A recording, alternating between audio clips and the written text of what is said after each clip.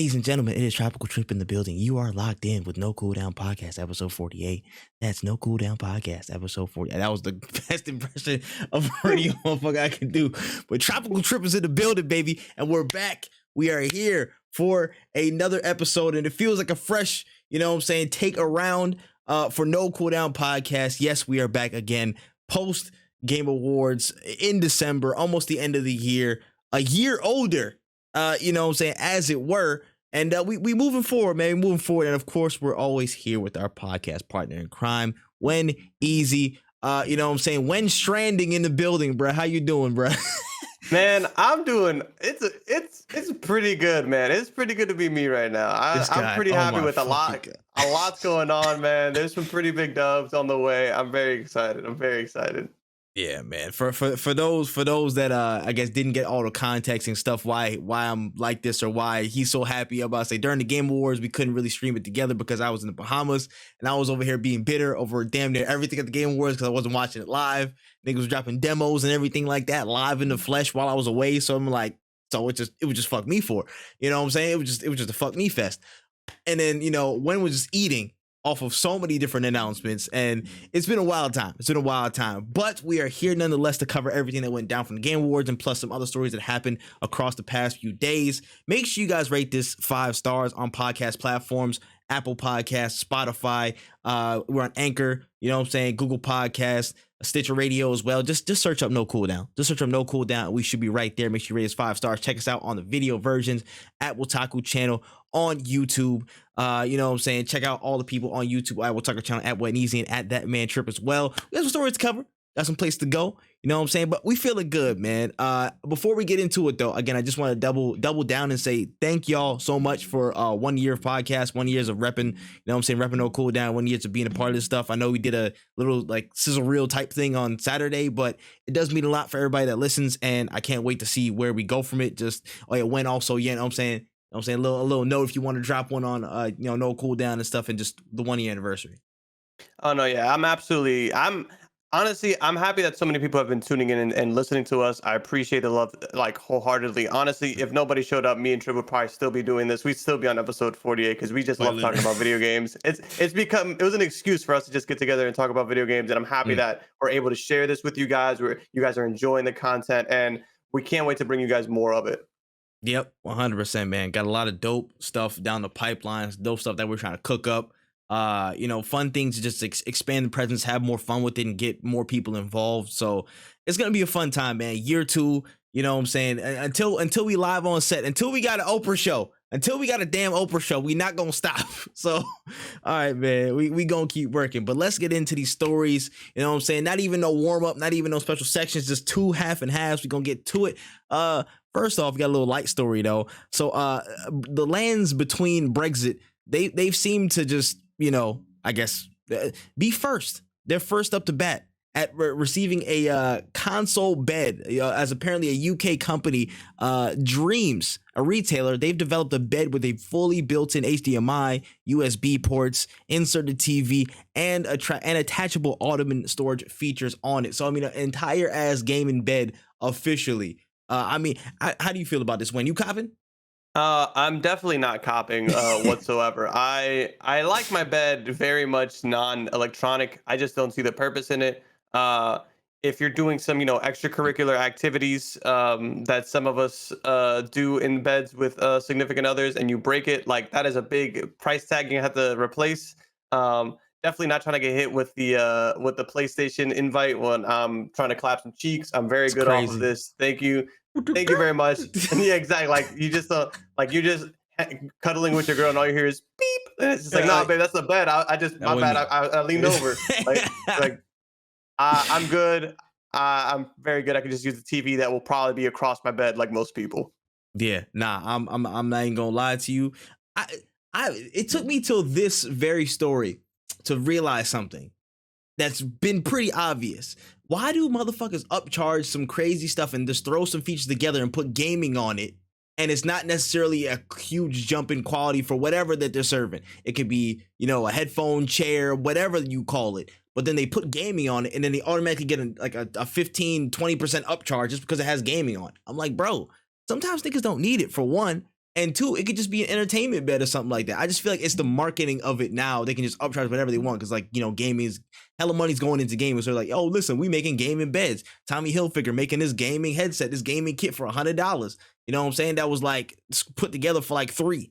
So it's interesting to see how many people are hopping on this gaming wave type stuff, specifically in like a lot of I'd say adjacent industries, like not necessarily just gaming itself, but like, you know, like, I mean, clothing, bedding, some things that don't even have to do with games for real. They was talking about putting PS5s and Kias and Hondas and stuff like a couple weeks ago. I'm just like, it's getting a little bit excessive now. We are trying to throw gaming into everything where it doesn't have to be. I'm just like, I'm not paying that much for it. But you know what I'm saying? It's funny to try the idea. You know what I'm saying? This shit might be on MTV Cribs or something like that. But other than that, I don't see any much crazy use for it. I'm gonna end up stroking the HDMI cord out of place, and it's gonna be unusable. And what now? What are we doing now? Gaming bed's a no for me, but it was an interesting idea. Just say it's an entertainment center, bro. That's all you gotta do. That's all you gotta do, man. All right, man. Moving forward to the next story. So we got kind of a double split here. And it's a Fortnite story, of course. It's been a little bit since we mentioned Fortnite on the podcast, but they're in the limelight again for a couple of different things. Let's start with the more kind of serious note here. Fortnite might be going to court, y'all. So a Canadian class action lawsuit is currently proceeding on behalf of a group of parents who claim that Fortnite is addictive and claims Epic used subject matter experts on behavior to make the game addictive with no warning to players as they create their accounts. Now, they also claim in-game tournaments and prizes serve as a means to keep them hooked to the game. So Fortnite might get sued for this. Fortnite might go under for this. I mean, what do you think, man? Do they have any grounds? What's up with this case? What are they talking about, one? So here's what's interesting about it is that, like, if you are in a position, like, who, it's tough because, like, I could see it being like if they went and found experts on addiction and we're like, yo, how do we make the most addicting video game? Then yeah, I could see that. I could see them being like, well, this guy, they literally are trying to make the most addicting video game. But now, if they're just people who have been in the industry and they know what works and they know what keeps people playing, I can't possibly consider that any kind of foul play. That's just them learning the game. Like, they know what the game is. You know what I'm saying? Like, they're good at what they do. Suing them for making an addicting video game? I don't know, man. That's kind of tough. That's kind of tough because I was addicted to Destiny, and I promise you they didn't look up nothing for that. Like, I promise you there was a bunch of mistakes in that game because if they would have fixed some of those problems, I would have been super addicted, but they didn't. Facts. Like, I don't think I don't know if that's necessarily the case. I do believe that you can be addicted to things that are not inherently addictive, like not substances abuse. Like, I could see the personalities of people being like hooked onto something like this. Yeah. But I don't know if it's necessarily like, yo, you guys have made too good of a game. We got to shut it down. Like, because then you're not going to be able to really make a lot of good games. You know what I'm saying? Listen, this is like a certain, like Eminem was trying to get canceled in the 2000s and he got brought to Supreme Court and stuff like that. They was trying to judge him and try him over his lyrics and whatnot. You not popping until you getting lawsuits at this level. You know what I'm saying? This is the sign of true success. So people at Epic Games and Fortnite should really clap it up, pat themselves on the back, because they know they've made some real good work here. Because they wasn't saying this before no build mode. They wasn't saying this before. They was not saying that when people was popping 90s, building houses and stuff, and that's all you could do. Now they kind of going like, yo, what's going on? You guys are this is foul play here. You guys are crossing the line. This is just a sign that Fortnite's popping better than it has been ever before, and they should be really proud of that. But to say the list, so many other games could be addictive in a serious note. You know what I'm saying? They're just saying it because Fortnite's, again, the most popular name they could probably go after. It's whatever the kids are playing the most because it's free game.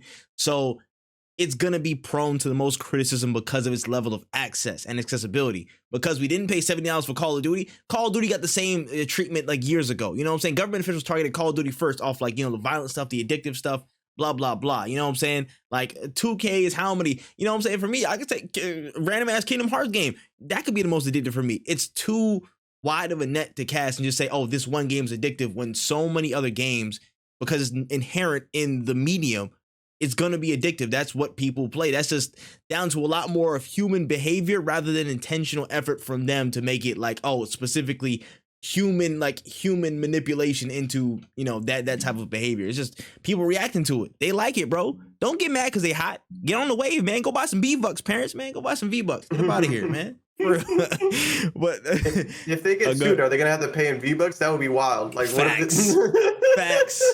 That's crazy. And in the courtroom doing a floss dance after a win, bro. Stop playing. Nigga, stop playing. But on to the next story about Fortnite, though. With the reveal of Chapter 4, we saw a glimpse and got a confirmation that My Hero Academia will have an official collaboration coming 12/16/22 tomorrow. Tomorrow, as of this recording. So, no, wait, was it Friday? Actually, Friday. I believe today's the 14th. Friday. Yeah. As of this recording. So we saw a little bit in that trailer. We had a Deku skin, the whole Smash thing, the whole building went down. Again, like Fortnite had this huge update in terms of their engine and stuff. So a lot of like the environments are more destructible. The lighting is looking very, very crazy. Like they've had a huge boost, and now they have My Hero. So I mean, how's this looking, man? How's it looking? So it's really funny because like there's so many things coming out. Like literally today, speaking of Fortnite, in the battle pass, the Witcher skin is in there because yes, Witcher has a next gen update that released today, and it's really funny that I'm like seeing this today is like Witcher, tomorrow in 2 days it's Fortnite with the My Hero, and then it's also like the Street. Like there's so much going on, and it's the Fortnite collab. I'm really happy that it's not on the battle pass because I don't know if I would have been able to complete it with all the stuff that's going on, but I'm definitely copping the Fortnite My Hero Academia collab because that is probably one of my favorite animes out right now, and I'm actually super excited, and I can't wait to see like when Dragon Ball Z was in Fortnite, that was heat. Hype. Like that was super fun. That was a great time. Picking up a Kamehameha, a Nimbus Cloud, like it was so fun. Ridiculous. I cannot wait to punch buildings. I am super excited. Bro. I just don't have time, bro. That's the only thing that sucks. There's just not enough time.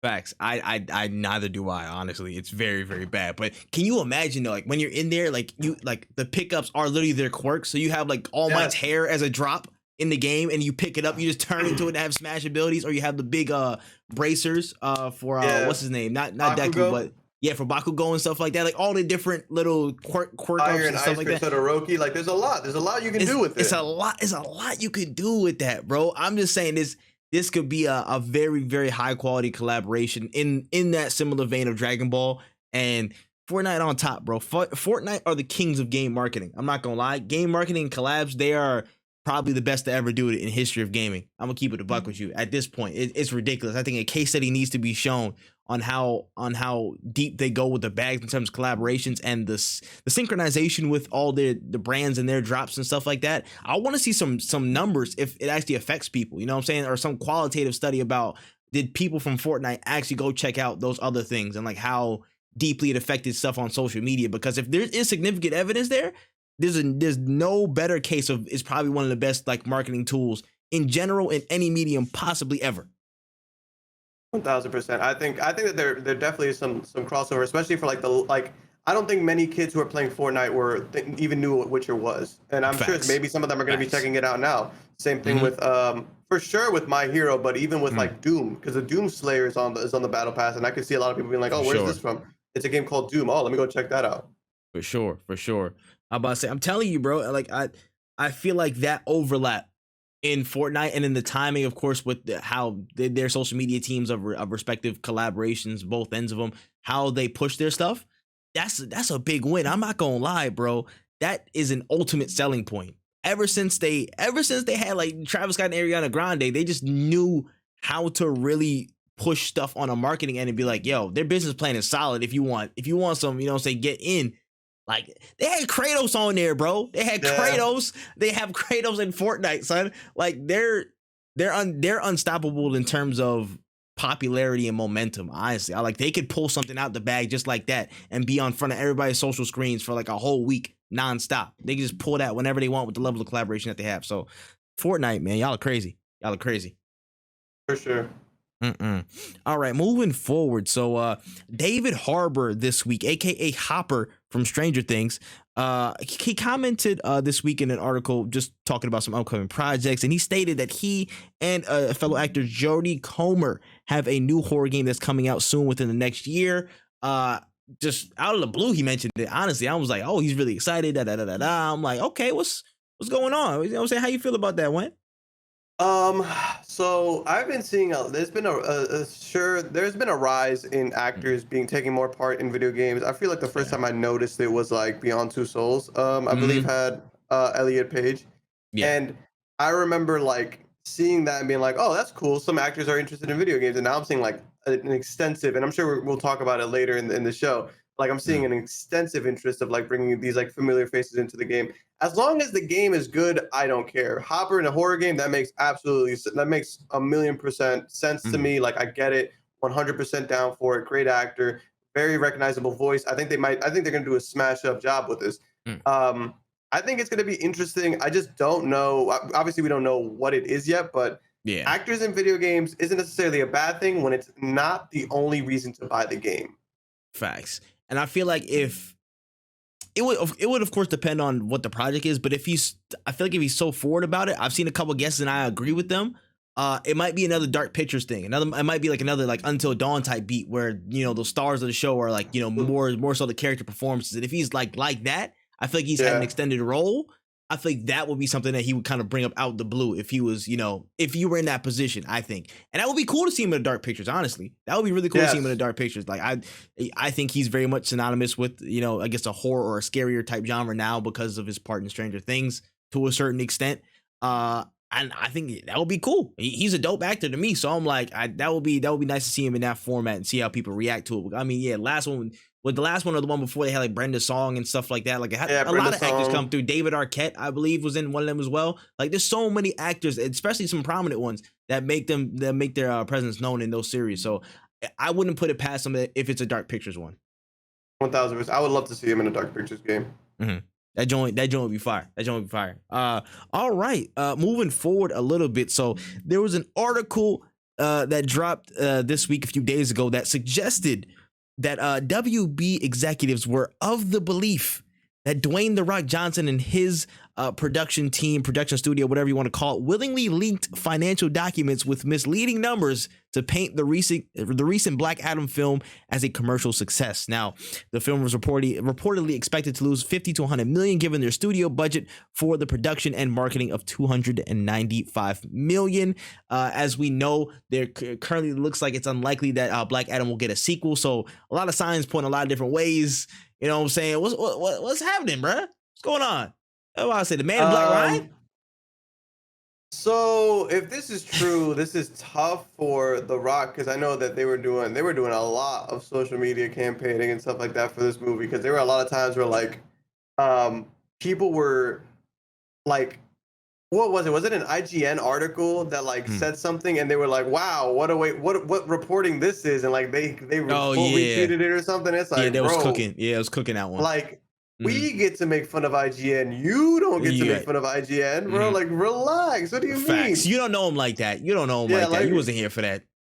Chill on the homie. But anyways, like, if this is true that he's lying about Black Adam, that's tough, bro. Like, that's tough. And the thing is, like, you should have known what you were signing up for, bro. Like, it's a DC movie in 2020. Like, we know what you're not working on the Batman. You're working on Black Adam. You're working on, and you should have known it wasn't going to be good. Well, it wasn't going to be good because I haven't seen the movie yet. But you should have known it wasn't going to be a commercial success like the Batman when they said you're going to be Black Adam and you asked, who's that? Like, that's the biggest thing. That's the biggest takeaway. You should have known you were fighting an uphill battle from the jump.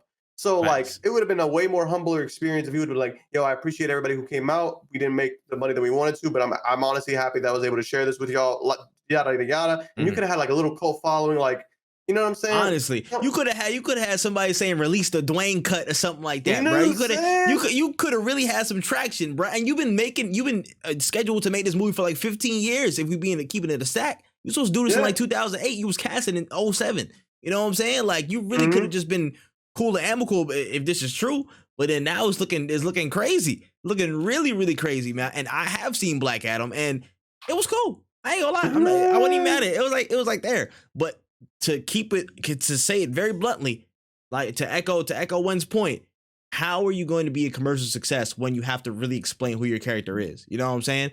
And that's tough. And that's, you know what I'm saying, for the average person, they don't know who the hell it is. You know what I'm saying? If you're a character who is like, you know what I'm saying, Shazam in Shazam's backstory, you know what I'm saying? Somebody in Shazam's catalog, and it took a minute for people to talk about Shazam. Like, it's tough for you, bro. You got to really fight an uphill battle and move some mountains to actually establish Black Adam as a character. You know what I'm saying? Because people aren't gonna, the general person's not gonna know that. They're gonna know The Rock. They're gonna go, oh, we're gonna see this Rock movie. It's called Black Adam. I don't know. It's gonna have action in it, people dying, whatever. But people don't know how deep the Black Adam rabbit hole goes in terms of DC Comics and his relation to everybody. So, you know, it's tough. It's tough. You're gonna have to hold the L on it. I didn't think it was, I thought it was honestly like it was better than Wonder Woman 84, but that's not saying much. But still, you know what I'm saying? I still thought it was all right. I thought there was like stuff still left to be desired, but you know, it is what it is. But if you line on them numbers, bro, yeah, you know what I'm saying? Ooh, I don't know how much of a looked at it. Black Adam, you know what I'm saying? Black Adam 2, it was unlikely. That shit might not even be a pre-production thought. That shit wouldn't even on the wave. That's true. Craziness, man. And speaking of Black Adam 2 and all these other different thoughts here, James Gunn and his other co-leads settling into, you know, their roles as DC figureheads and doing their thing. Things are, you know, kind of being set to be shaken up a little bit. I'm not gonna lie. They've had some sources come out and spew a couple different things that might be happening at DCEU, and the current plans are apparently to cancel Wonder Woman 3, reevaluate Henry Cavill's next Superman project, so potentially no Man of Steel 2. Jason Momoa's possibly ending his role as Aquaman, maybe into something else, and an unlikely placement, of course, for Black Adam sequel. And another new news report that actually came out today with a lot of suggestion that the Batman could be considered to be brought into the wider extended DCEU. That was shot down by James Gunn and the crew today. So apparently Batman will be kept separate. When your thoughts on all these occurrences? I'm happy about the Batman thing. I don't think that would fit in this world. Yes. And let's see, canceling Wonder Woman 3. Man, I didn't even watch Wonder Woman 2. I watched Wonder Woman 1 and I was like, this is hella mid. I'm very happy I did not spend money on that. Ass. 84. I didn't even see 84. Bro. I'm talking about 1. Like I saw 1. I was like, one was cool. I ain't gonna lie. 1 was alright. I ain't gonna lie. But two was. Yeah. Let's see. Jason Momoa not as Aquaman anymore. Okay. Like him as Aquaman was very much like, I'm here for Jason Momoa. I'm not really here for Aquaman. Was it a good rendition of Aquaman? I don't think it was a bad one. I think it was all right. I saw some people fan casting them as Lobo, which I thought was like that's a good call. That's a good call. That would have been way better. 100% fits. I don't want a Lobo movie though. That's one thing I really don't want, because Lobo. Honestly. Some of these characters like Black Adam, like Lobo, like these people that would fit in these roles, they would do great, but you don't need to center it on them, because Lobo isn't a character that's really dynamic and has a lot of like different interests and stories and sadness and whatever. Like Lobo is literally just here to get money, and he's here to get money, here to get money. Like he's chaos. That's literally, he's a cartoon character at the end of the day. No Henry Cavill Man of Steel 2 is low-key kind of sad. I don't know. Yeah. I have to watch that movie for the 4th time because I don't understand why people don't like this movie. This shit's crazy. Man of Steel is fire. Man of Steel fire. I feel like it's because of the Zack Snyder tag. I don't know if they want to even like touch anything that has to do with it. So I feel like they're gonna try and recontextualize what Henry Cavill Superman is, instead of kind of just go back into that Man of Steel 2 name. And people are going to associate, restore the Snyder Cut, restore the Snyderverse. Like, you know, I think they're trying to just move past it as fast as they can, which I can kind of understand. No, 1000%. And if they were to do a reboot of Superman and do like another, not necessarily an origin story, but kind of like Spider-Man was in, not No Way Home, the first one, Homecoming, Spider-Man Homecoming. Just if it was like, we're not showing you. Yeah, we're not showing you all the background shit. We're just showing you where he is today and in this story, and then we'll fill it in while we move along. I think that would be a lot more better than making it like Man of Steel 2 or rebooting the whole damn thing, because we don't have time for that. That movie's too recent. And and you can't reboot the movie with the same guy. It's very confusing. Just keep it pushing. Facts. Facts. Yeah, other than that, I don't know where they're at. They're kind of they look like they're at ground zero, which is better than like underground. So, you Yeah. know, shout out to them boys. They're working hard. 7 pots of coffee are being made right now as they're trying to fix this mess. And I do not envy them in the slightest. Yeah, nah, I'm not gonna lie. This is people said it beforehand, and I agree. This is probably one of the toughest jobs, if not the toughest job in Hollywood, trying to get all this absolute shit show on track. I ain't gonna lie, but I'm hoping they can find stability with Blue Beetle, because Blue Beetle I think is an interesting character. I think that would be a fun movie, but again, it's just a level of how is the common consumer gonna like just have that sort of recognition with that. Maybe it'll be a sleeper hit that's actually really entertaining, which I'm hoping is the case, and more people will see it over time. But they're kind of fighting uphill battles here, because I mean, after again, the Batman 2 was like 3 or 4 years away. You know what I'm saying? Like the next heavy hitter, we don't know when it's coming. The Flash movie was supposed to come soon, but yeah, that's a whole problematic mess in a hurricane. So I don't know where that's coming. You know what I'm saying? There's so much different stuff that's in the state of flux that we just need to find stability. I think that's the primary goal that they're trying to set up.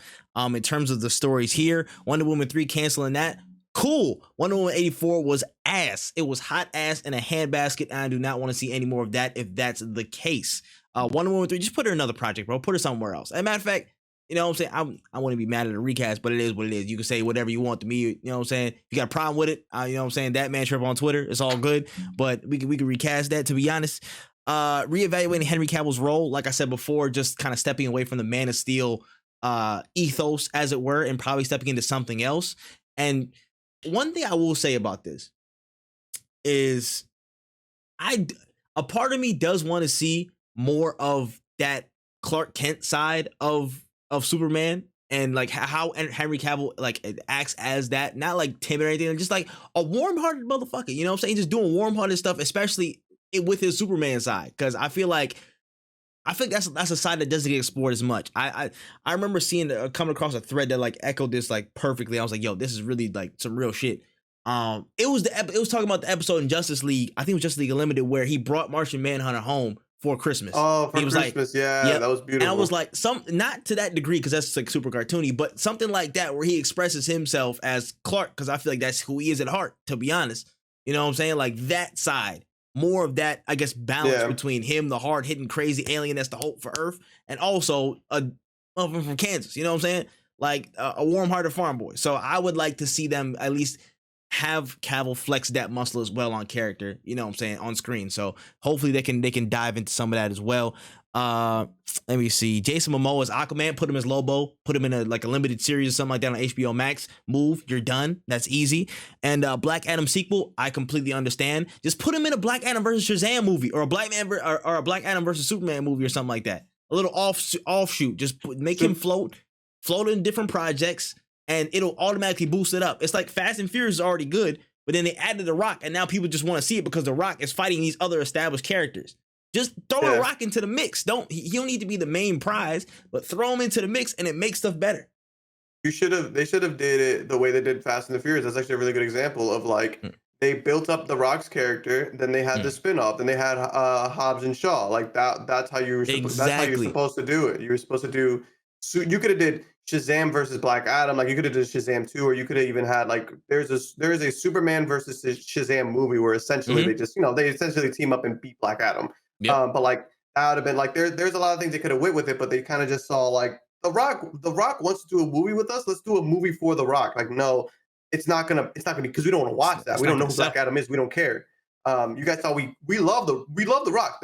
Everybody loves The Rock. We don't love The Rock that much though. I'm like, the only people who are watching Black Adam were the same people who went and saw San Andreas in the theaters, or the same people who saw Rampage in the theaters. Yeah. Those are the people who have a copy of Snitch on DVD. Those are the only people. That's crazy.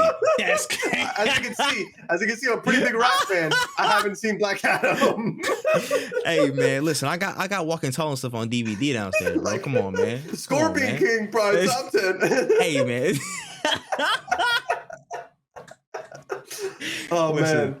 Listen, the Rock, my nigga though. I'm about to say, man, Taurus gang. That man's born May 2nd. Shout out to that nigga though. But still, I agree with you. It's it was very much shoehorned in off of the star power of The Rock rather than how he fit into the story and making an easy transition that DC fans can can subscribe to basically. And then you were going against momentum.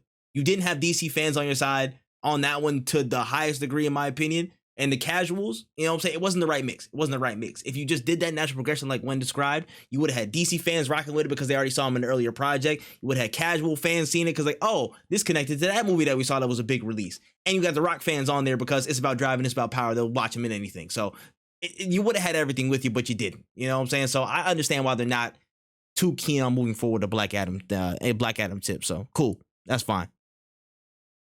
All right. Moving down to the next article here, the next story. Grain of salt time. So grain of salt, people, before we go into anything else. Grain of salt. But there have been some rumors popping up that a new Uncharted title will be coming soon, and it will signify, a reboot for the entire franchise. And to boot, there have been some inklings of information and rumors that suggest that it could be handed off to another developer, aside from Naughty Dog. So Naughty Dog could have full focus on something else, and the new developer is just going to take Uncharted, if that's true. So thoughts on this rumor and what it may mean? If it's not Naughty Dog, I don't really think I would want it. That franchise, so like, it's not even like a whole, like, I think they're the only people who can do a third-person shooter with action. It's very much, Uncharted is kind of like low-key a very generic genre. It's one of those things where I don't know if it would survive very well in this day and age because people want, with the price of video games as they are now, people want very dynamic, very like layered games. They want a lot for their money. You could see every time like you see a video game like Doom or something like that come out where it's like, this is very simple. This is what you want to do. People are like, why would you want to spend blah, blah, blah money for just this? Like when Sifu came out, I remember people were like $40 just to beat people up in a hallway. Like, you guys are smoking. That shit is gas. Facts. It's one of those things where it's like, I think that other people could do an Uncharted game, but if other people other than Naughty Dog are doing it, why not just make your own game? Is kind of where I'm at with it. Like, are you using the Uncharted title just to like get some kind of like traction? Because Gotham Knights is a great example of like you taking the name of something that people are familiar with, doing it your own different way from a different company, and now people are comparing you to something that you never were trying to be like to begin with.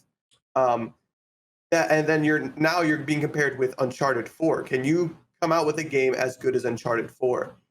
And that's really where it comes down to. If you're working in tandem with Naughty Dog, like Naughty Dog is really giving you the secret sauce, teaching you how to make an Uncharted game, and then you're going off on your own, that's a different story. So it really depends on how much involvement Naughty Dog has with this project that I think that it'll do good or bad. I think that there is a space for this in this world, because I think that like the Lara Croft genre, like that action adventure genre, very much has space. I just don't know how well it will be received, because gamers are fickle. Like the people, they might like it today, and tomorrow they're gonna be like, I don't want to play Uncharted anymore. Like a lot of people, I know a couple of people who are not fans of Uncharted and would definitely not be picking this up. Yeah, this is very interesting to see Uncharted in another developer's hands. Is very, again, of course, entirely foreign because Naughty Dog's handled that since its inception. So that's a very weird alien thought right now. How I would feel about it, I don't know. A full reboot on top of that, I don't know. There's so much that could potentially change with the series. I know people wouldn't want that. I don't. There's a lot of unknown variables floating around with this stuff. In my personal opinion, if you're gonna make the sacrifice play to move Uncharted away from Naughty Dog, and I feel like it could happen for a couple of different reasons, mainly that marketing push and that brand name push that Sony's doing every few years, because I feel like they're not done with Uncharted movies, they're not done with Uncharted TV show or whatever that could be sprouting up. That 360 brand usage in terms of the IP, I think that's still going to continue on for years to come, and for several of the franchises, like we saw today. Amazon dropped the full reveal of God of War's Amazon series is coming soon, which we had talked about on the show already.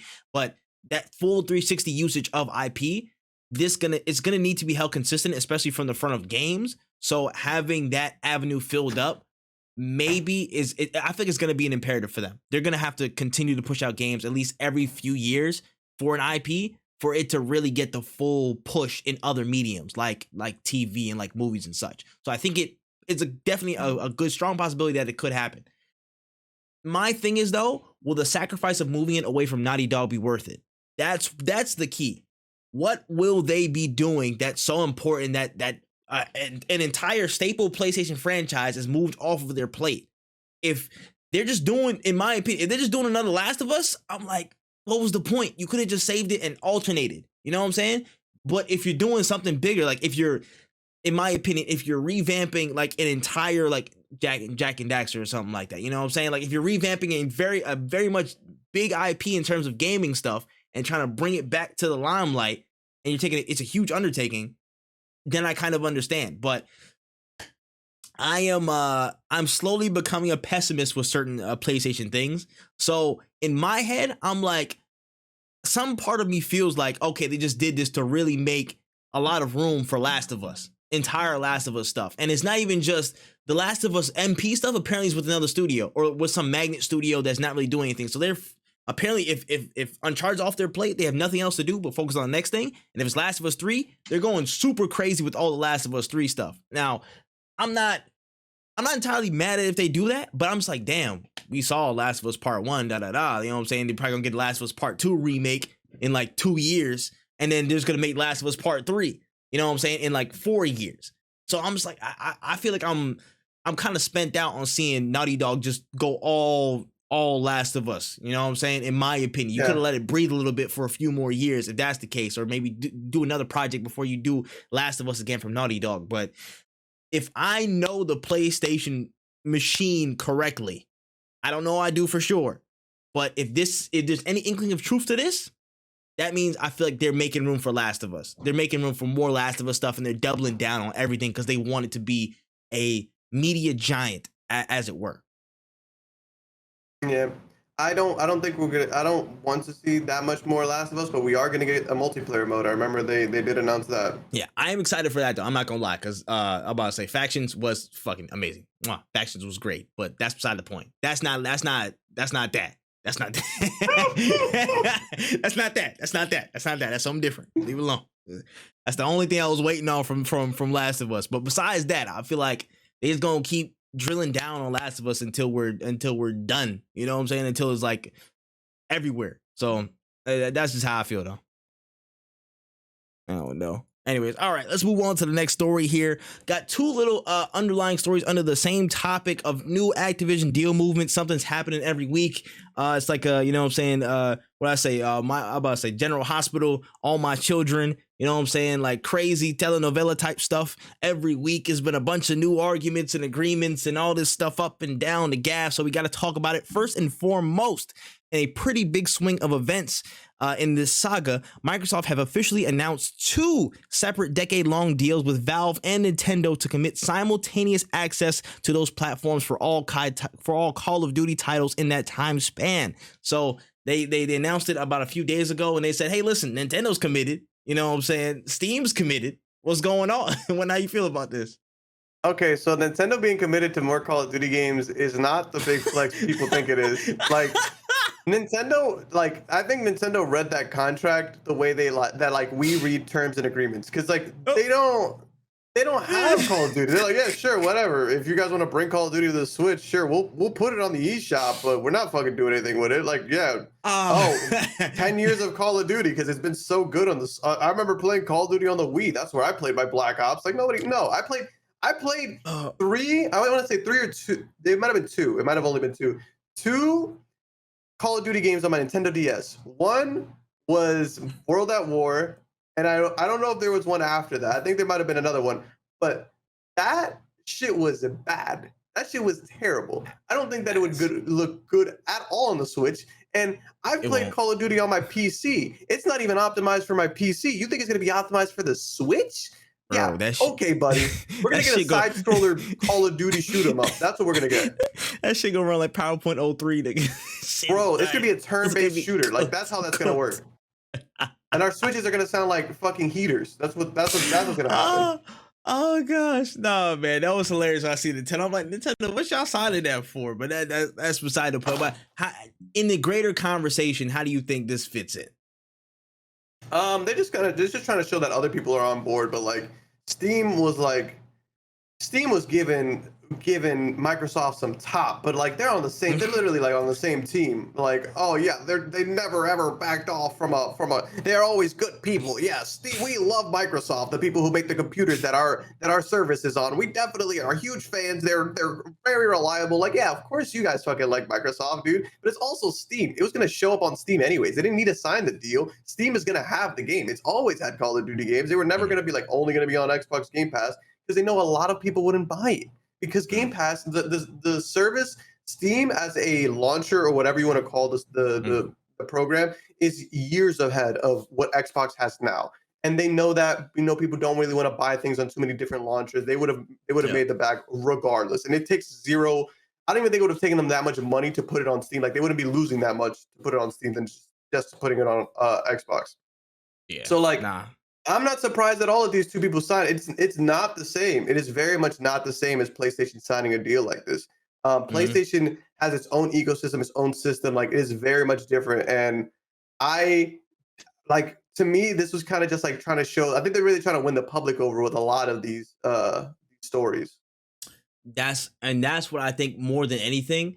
That's what I think this is. I mean, like, they already have good relationships with both of those companies to a certain extent. Nintendo, I feel like whatever, but they just gonna sign whatever on the dotted line 'cause they saw money on it. You know what I'm saying? It's whatever. But I feel like more than anything, in terms of the case, in terms of the eye of the public, and especially the eyes of regulatory bodies, seeing that these other two major players in the gaming market both signed off and agree, like, hey, this is a fair deal. This seems like good to us. If it's good to them, why can't it be good for Sony?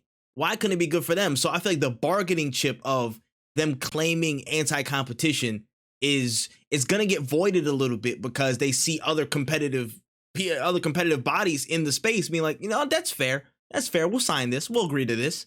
So I feel like this was more of a bargaining chip than an actual, like, oh, terms of the deal, blah, blah, blah. Of course, it's furthering their point on we really mean what we say when we're telling you we're gonna put Call of Duty on everything like it has been. We're not really gonna try and interrupt that level of that level of what's it called? Just access to everything. So I feel like it was just more than that. And I feel like this is going to be a bigger thing that comes into play down the line because, I mean, there was also stories I didn't write on here that also talked about the UK's Central Market Authority. They were like, yeah, we disagree with PlayStation stuff. You guys are going way too far. You know what I'm saying? They've already expressed they're doing this and that. We kind of see like, Microsoft are playing within the bounds. So UK's marketing authority was like, Xbox is good.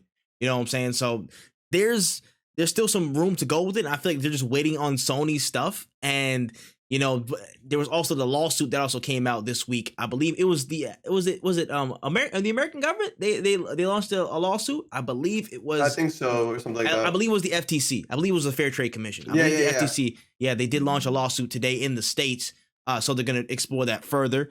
And there's just so much stuff that's going on to it. I can explain that FTC point later after the second point. But there was a little bit of an extension and a report from Bloomberg that Microsoft has added some more incentive to the new deal with PlayStation to attempt to sway them, to sway Sony to get on board with what they're doing for keeping COD on their platform. And they apparently added the potential to add and include Call of Duties on PlayStation Plus subscription plans, and they're putting that on the table as well in the deal. So, I mean, what's going on with that? How you feel about them adding that to sweeten the pot for Sony to sign the deal? For how long is really the real question, because that's what it comes down to. Is like they can swing the deal all they want right now, but once they're signed, once the ink is dried, they can go back on their word, or they can be Mm, like, all right, our agreement with you is up. We don't really see the point of leaving it on Game Pass on PlayStation Plus, so we're just gonna pull it. And then PlayStation can't do anything because they are now they lost Call of Duty a while ago. Like it's already under mm, Xbox, and Xbox can do whatever they want.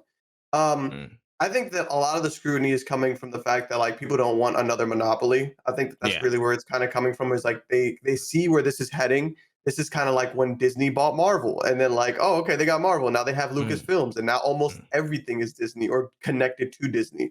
Yeah. Um, so this is why I feel like there's been so much like so many people have been really upset about this.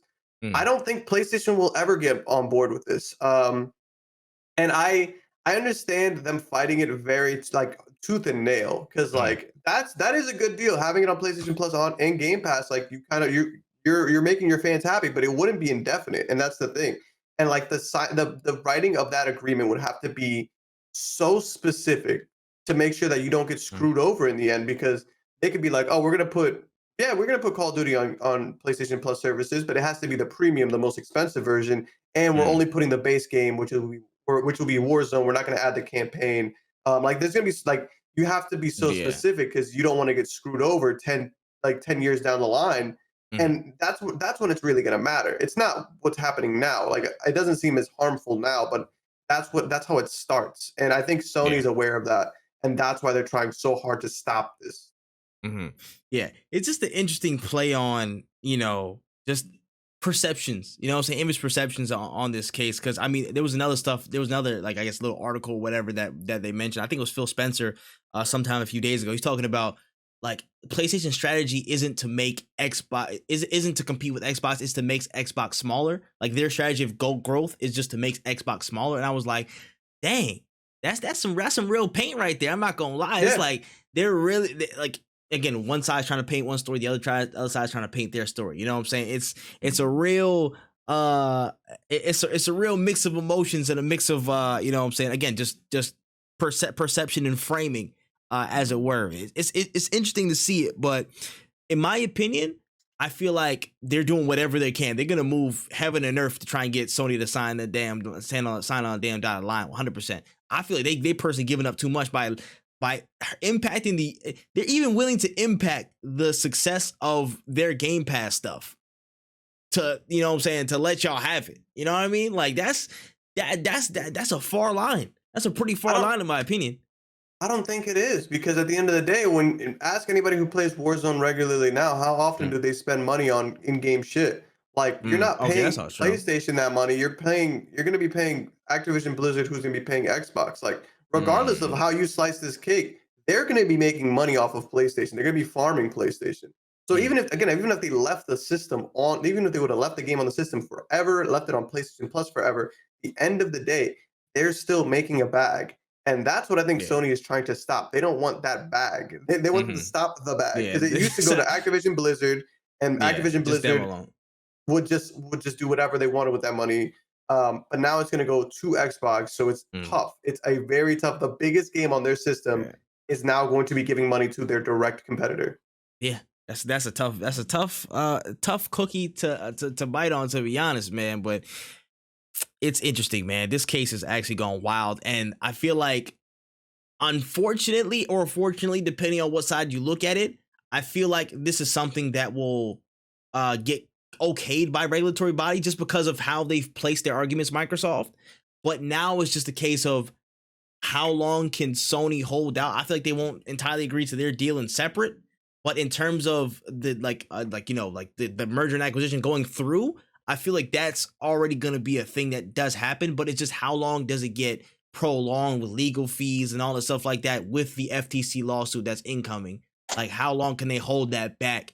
So either a strategy can get put in place, or it just delays them and just cost them how much to get everything in step with Activision. So in terms of Sony signing the deal, that might not ever happen. You know what I'm saying? That might not ever happen unless some crazy change of heart. You know what I'm saying? Like, it's like blood, and that one picture of a blood and Tripp on the side of the road and stuff, holding the flags together or something like that.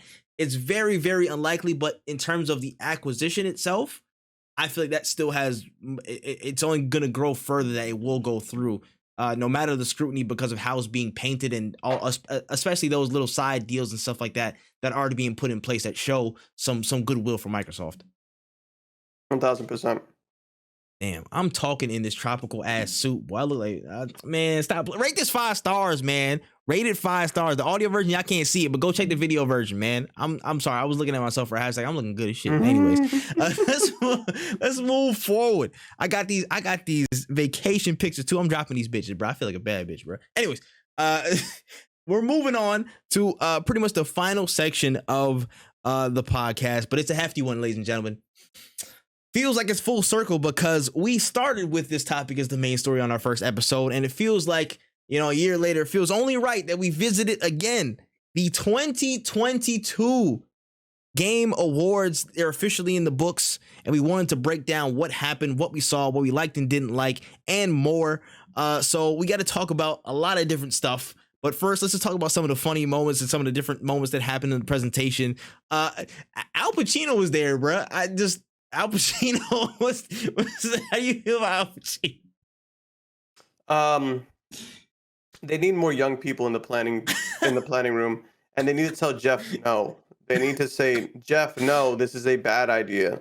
Because oh my gosh, there's absolutely zero reason for Al Pacino to be there outside of meeting the voice actors and the actors. Like, oh gosh, it definitely, like, I was happy for everybody who got to meet Al Pacino. Like, Kojima took pictures. I know Christopher Judge took pictures. Everybody had like, we're happy to meet Al Pacino. I'm sure it was awesome.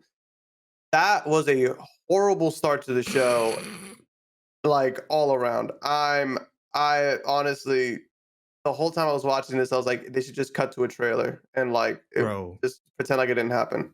Bro, like, why did they have that man out past 6 p.m. in his house? Like, he don't need to be out there. He's tired, bro. Look, you seen him, like, he was tired. He was like like he was waiting for Christopher, and then don't even get me started on the Christopher Judge speech. Like, poor guy was like literally like, I don't think I should be standing for this long. Like, I don't. My man was drifting. My man was drifting away. This was it could have been way worse. Like, we got through it. Like, that whole ordeal, my chest was clenched. I couldn't breathe. Look what y'all doing to Scarface, man. He's tired. Bro. He's tired.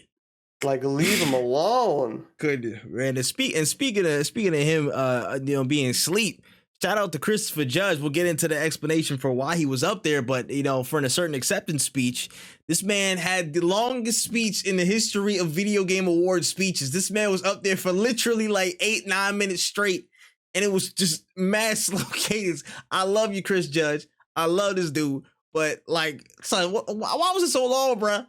And I understand. People were saying, like, I love that he's like doing this because representation matters. I totally get it.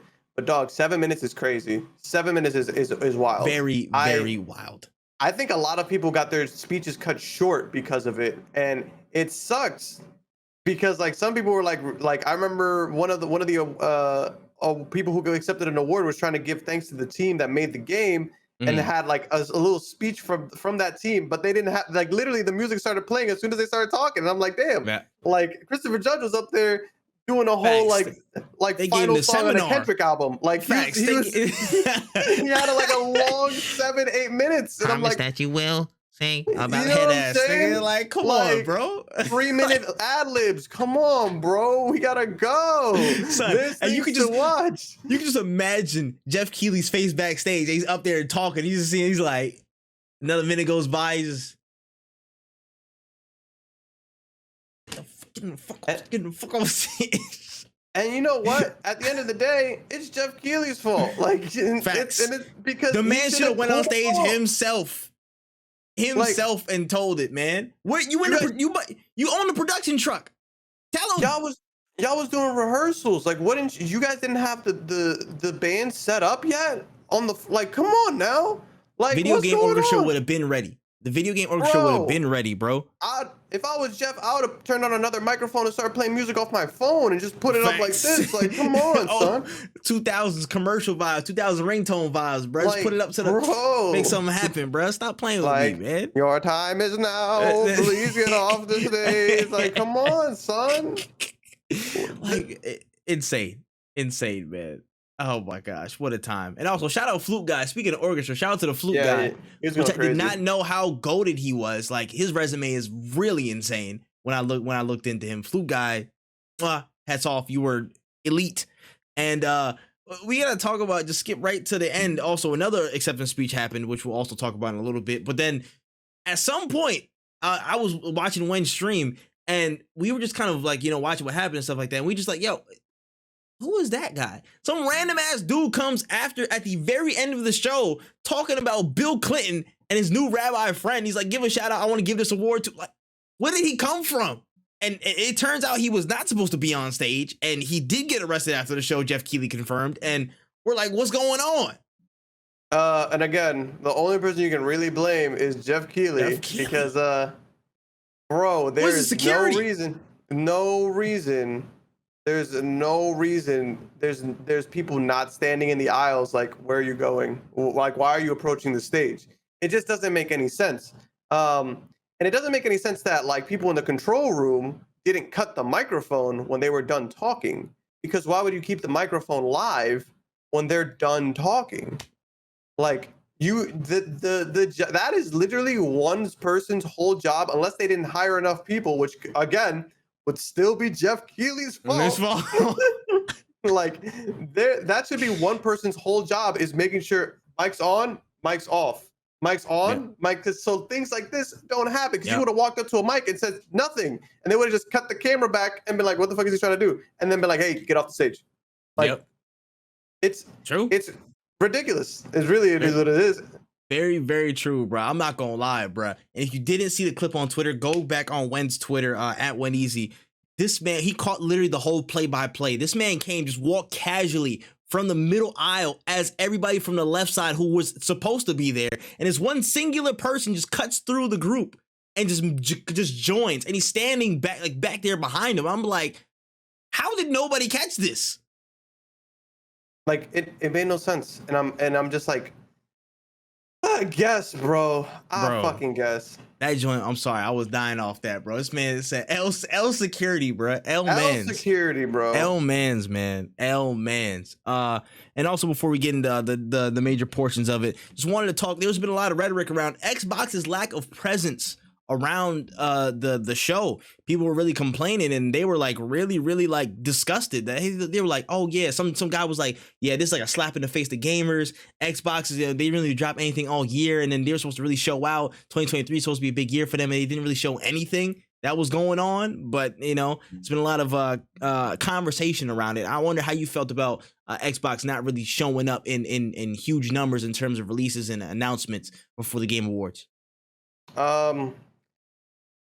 I'm not really surprised. I'm not gonna lie to you. Like, the thing is, they kind of went crazy with was it in the summer? The summer was when Game Fest and stuff. Yeah. The only thing that they really announced via a commercial that I missed because I went to the bathroom was like they announced that the League of Legends characters were being they're also put on coming. Game Pass. Yeah, like they're out now. So if you have Game Pass, you can play as any of the League of Legends characters you want, any of the Valorant agents you want. There's a bunch of like benefits to playing Riot Games with a Game Pass subscription. Like that was the only thing, and even then it wasn't like an announcement. It was like a commercial for Game Pass that obviously I missed because I didn't care because I have Game Pass. So like, then even then that would have been a great moment for them, and they just didn't show up at all, really. And it's crazy because we talked about that on a podcast like at least probably a year ago. Probably a long later, probably close to a year ago or something like that, and then that was coming. But then we're like, yo, why'd you drop it here when it drops like mad later? I remember we talked about that. I remember we talked about that at some point. They didn't release but they didn't remarket it. Yeah, exactly. They didn't give it a release date, and that's why I was like, I think we'll see it next year, because it was in this year during, I want to say Gamescom, or not Gamescom. Something like that.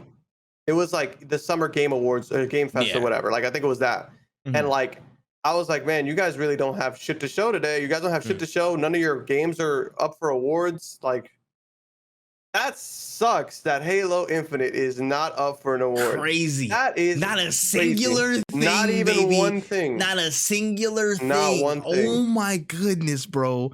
That's like, bad. I don't even know if I think it qualifies, because I think the cutoff date is in November, so it would have qualified. Oh yeah, no, it would have qualified, but it didn't matter. It didn't matter if they qualified here or not. It was garbanzo beans, bro. I know they might be getting some second win with all the Forge stuff, but that's Forge. Ain't got nothing to do with what happened. You know what I'm saying, at the beginning. And it's just like, man, I hope buying Activision helps y'all with this problem, because it's like, you guys have been buying a lot of studios, and I'm just not seeing a lot of fruits of being produced. Like, what are y'all doing? You know what I'm saying? Facts. And like, there's games that we've been waiting on from Xbox. Like, I haven't heard a peep about State of Decay 3, and I've been waiting on that game heavy. That's one of the only gaming franchises from Xbox that I'm like, I need this shit. But y'all don't want my money, I guess. It is what it is. Facts. Y'all better hope that 2023 is a real breakout year from all the stuff y'all got planned, bro. And y'all better have releases packed out the wazoo and announcements, bro, packed out the wazoo for 2023, bro. I'm telling you, because these next 2 years is pivotal for them. That all their stuff, all their progress and stuff with Game Pass and stuff, I feel like it can only be successful to a point.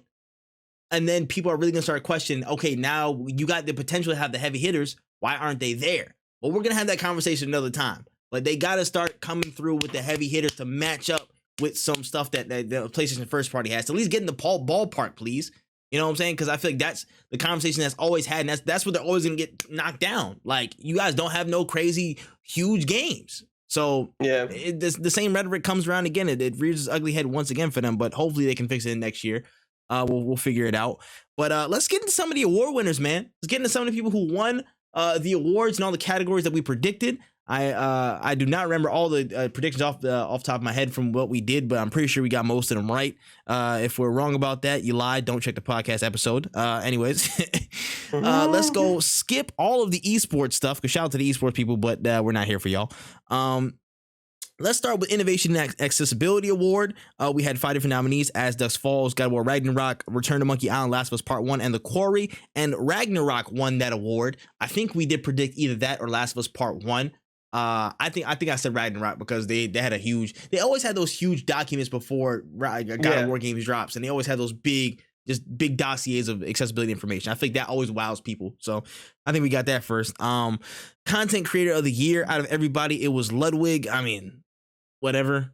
I guess the streamies happened. I think somebody else won too, but they was like, oh yeah, Kai Cenat should have won this or whatever. Kai Cenat was Streamer of the Year. I don't know, but shout out to Nibelion. That's the only person I'm rocking with out of this list.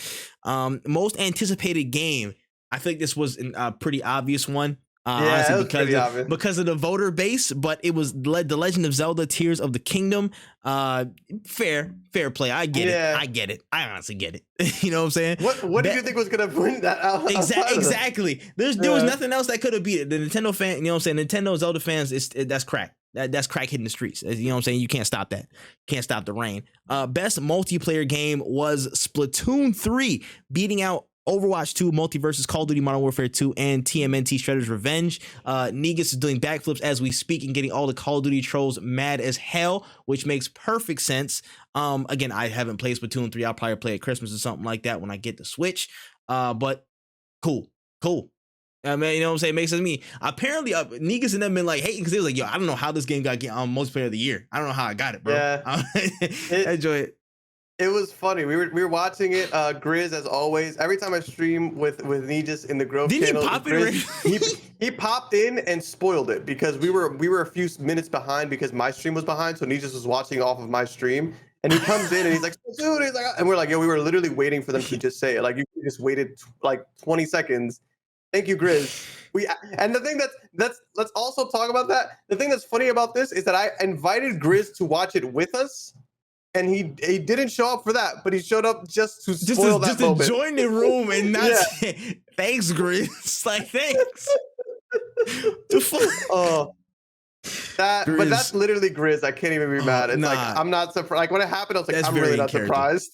It's very in character, bro. I'm not gonna lie, bro. Shout out to Grizz though. Man's just a goddamn troll to the hilt, man. A troll to the hilt.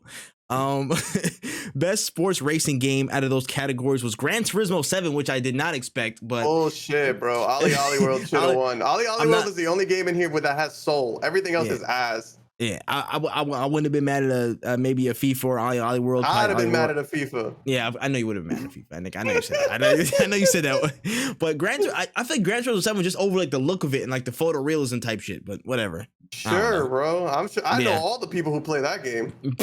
I'm dead. That's very tough. Best sim and strategy game was Mario Rabbids Sparks of Hope. Did you predict that one? No, that should not have won. It's Total War Warhammer 3 without a mile. Yeah, I know you won Warhammer. Whatever. Yeah. I feel like that was just more because of it's a more known title. Because nobody plays it, that's why. Nobody knows about Warhammer 3, but it's literally the better game. It's so good. Yeah. It's not even funny. I need to get up on Warhammer next year. I'm not gonna lie. I'm about to play that other joint, bro. Your PC better be ready, because that shit hurts you. The Dark Tide joint, I'm gonna try it. Dark Tide would be I think that works fine on most systems. It's Yeah. a little intense, but it's not really. Warhammer 3, because of all like the characters and the Oh, the crazy models, stuff yeah, is gonna fuck me up. Yeah, nah. you better be ready. I'll look into a new PC. We'll figure it out. Anyway, best family game, we had Kirby and the Forgotten Land. Kirby getting some love, which I do very much appreciate. When of course I know you appreciate that as well. I wasn't Zerk. expecting it, but I am happy. Yeah, solid win. Best fighting game, we had DNF Duel, JoJo's Bizarre Adventures, All-Star Battle R, King of Fighters 15, Multiverses, and Sifu. And Multiverses took home the crown. It is the fighting game of the year. Very much well deserved. Very much well earned. Shout out to Tony and the whole crew of Player First Games. Y'all very much earned that. 100% fantastic release, fantastic support from the community and stuff like that. With constant updates and all that. Fantastic. Yeah, honestly, I'm very happy with this win. If it was almost anything else, I would have been very upset. If it was Sifu, I would have actually turned the Game Awards off. I wouldn't have watched it. That's a very contentious argument. I ain't gonna lie. You know what I'm saying? People I swear to God, if you're on that he would have been mad. I swear to God. I'm not. I agree with you when this first came out. When we were first talking about it, I was like, how was it a fighting game? I was with you. I had this man's deep voice in my ear all stream. Like, I'm just saying, it's not a fighting game. Is it not a fighting game? Are you not fighting? What are you doing in the game then if you're not fighting? Oh my gosh, bro. Nah, oh my god. Anyway, best role-playing game, we had a Xenoblade Chronicles 3, Triangle Strategy, Pokemon Legends Arceus Live Alive, and Elden Ring. And Elden Ring took home the crown for best role-playing game. Yeah, I mean, yeah, makes sense. Makes sense. I was about to say we knew what was happening when Elden Ring and all the other heavy hitters came into town. We figured out what's going on. Best action adventure game, Plague Tale Requiem, God of War Ragnarok, Horizon Forbidden West, Stray, and Tunic. And God of War Ragnarok took home the crown for best action adventure. Yep, that makes sense to me, baby. That makes sense to me. That's all I'm saying. Best action game was Bayonetta 3, Call of Duty Modern Warfare 2, Neon White, Sifu, and TMNT Shredder's Revenge for the nominees. And Bayonetta 3 took home the crown. Helena Taylor was actually doing backflips and screaming in actual pain when that came through, but it is what it is. What's it called? Yeah, it makes sense. I mean, yeah, that one makes sense to me. I'm like, yeah, it's Bayo, right? Bayonetta always gonna have like crazy action stuff. Best VR AR game was Moss Book 2, which I'm actually unfamiliar with. I thought it would have been Among Us VR because of just how popular it was, but interesting to know. Best mobile game was Marvel Snap, which I think actually had a really bigger year than people are not noticing. Honestly, I think Marvel Snap had a really big year and people really liked that game. Honestly, it got me really interested to tap in and just see what it's about, to be honest. I think when it expands, it's going to be like I don't think it's gonna be Hearthstone levels, but it's gonna grow like that. I think once it starts growing in terms of like the actual game itself and getting more cards and more things inside, I think it's gonna be really big. Yeah, nah, 100%. Best community support, Apex Legends, Destiny 2, Final Fantasy 14, Fortnite, and No Man's Sky. Final Fantasy 14 took home the prize to no surprise, in my opinion. I think Final Fantasy 14, again, for years, it's been that game in terms of MMOs and stuff like that. Damn near people could claim single-handedly saved Final Fantasy's like skin in dark times. So gotta show respect. Gotta show respect to it.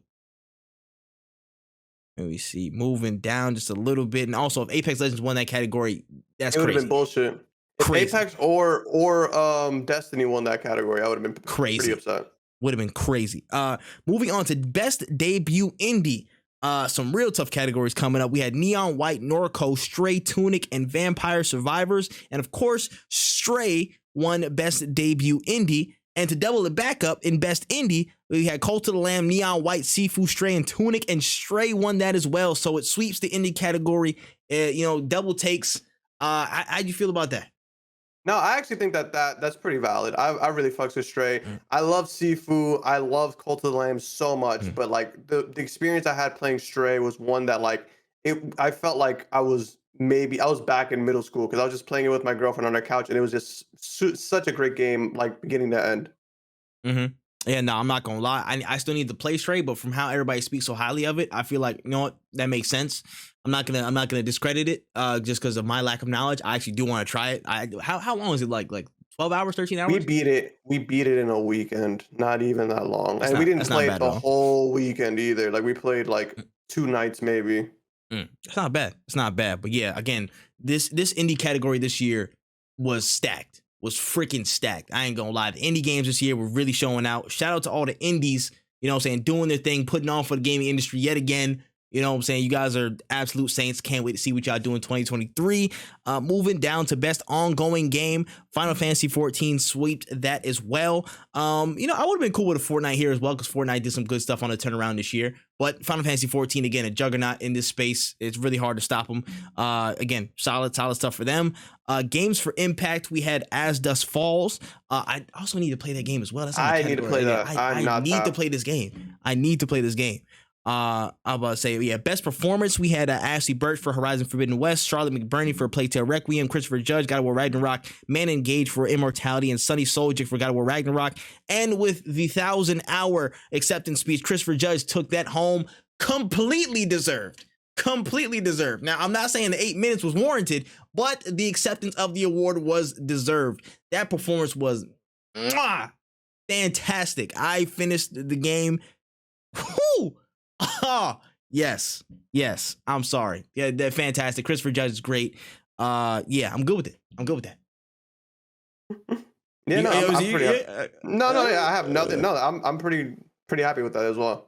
Yeah, solid. Moving forward, best audio design went to God of War Ragnarok as well. That's pretty fair. I can get that. You know what I'm saying? I have to see what some of the other categories, some other games in the category like Forbidden West was like, into a better extent, but that's fair. Best score and music went to Bear McCreary for God of War Ragnarok, which I am not mad at. I feel like it was, for me personally, again, of course, it was between them and Elden Ring, because Elden Ring's score was kind of crazy in my opinion. I feel like I'm sorry, listening to like Mog, the Lord of Blood, his soundtrack, his music when you play it, that's actually in my Spotify right now. That's joint is fire. But I will say the God of War soundtrack is ridiculous. It puts you in a different spot, in my opinion. It's crazy. I'll revisit this when I play Metal Hellsinger, but I think Metal Hellsinger was kind of. I heard so many good things about that game. It's not even funny. I agree. I feel like you did predict that as well, because again, it was. I was like, that's the point of the game. Because it's literally so integral to the gameplay, having that soundtrack. So no. I can see what you're saying there. Moving up a little bit more, we have best art direction. We have Elden Ring won that category out of some real heavy hitters as well. Stray, Scorn, Horizon Forbidden West, and God of War Ragnarok. Elden Ring took that.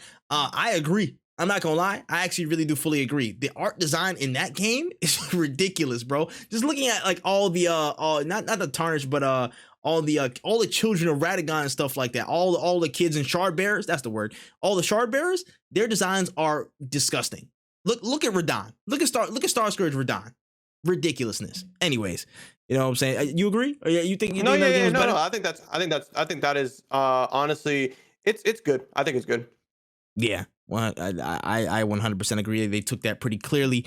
Best narrative out of Immortality, Horizon Forbidden West, God of War Ragnarok, Elden Ring, and A Plague Tale Requiem. God of War Ragnarok took home that trophy, so the best narrative goes to Ragnarok.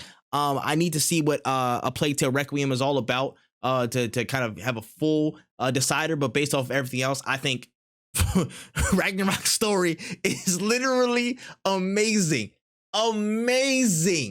Oh my goodness, man. I don't know if I need to do a review or talk about this game in depth, but God of War Ragnarok's story is fantastic. And the further you get into it, I feel like this was all in all, wonderful writing, wonderful character work. Amazing. There you go. You good? I want to say I agree. I agree with everything. The next two segments will probably be the one where I have like maybe differing opinions to go into. Yeah. All right, bet. Okay, let's go into best game direction. We had Stray, Immortality, Horizon Forbidden West, God of War Ragnarok, and Elden Ring. And Elden Ring took home this category for best game direction. This one was a little bit contentious. I'm not gonna lie. In the scope of things, it was a little bit contentious. But go ahead. So here's my issue with this award. I just don't really know what's included when we're talking about game and direction, right? I don't know exactly what it encompasses. Like, is it the entirety of the game itself? Is it like the actual, like, I don't know, when I think of direction, when I think of a movie and I think of direction, that is in movies what the characters do. So as a Mm, director, I will tell this character to move over here. I'll tell him to pick it up, like to pick up his glass like this. I'll tell him to speak like this. That's game. That's movie directing. That's how you direct mm, movies. Things like lighting and the way the room looks, like the way it looks on screen. That's cinematography. There's like a lot of different departments.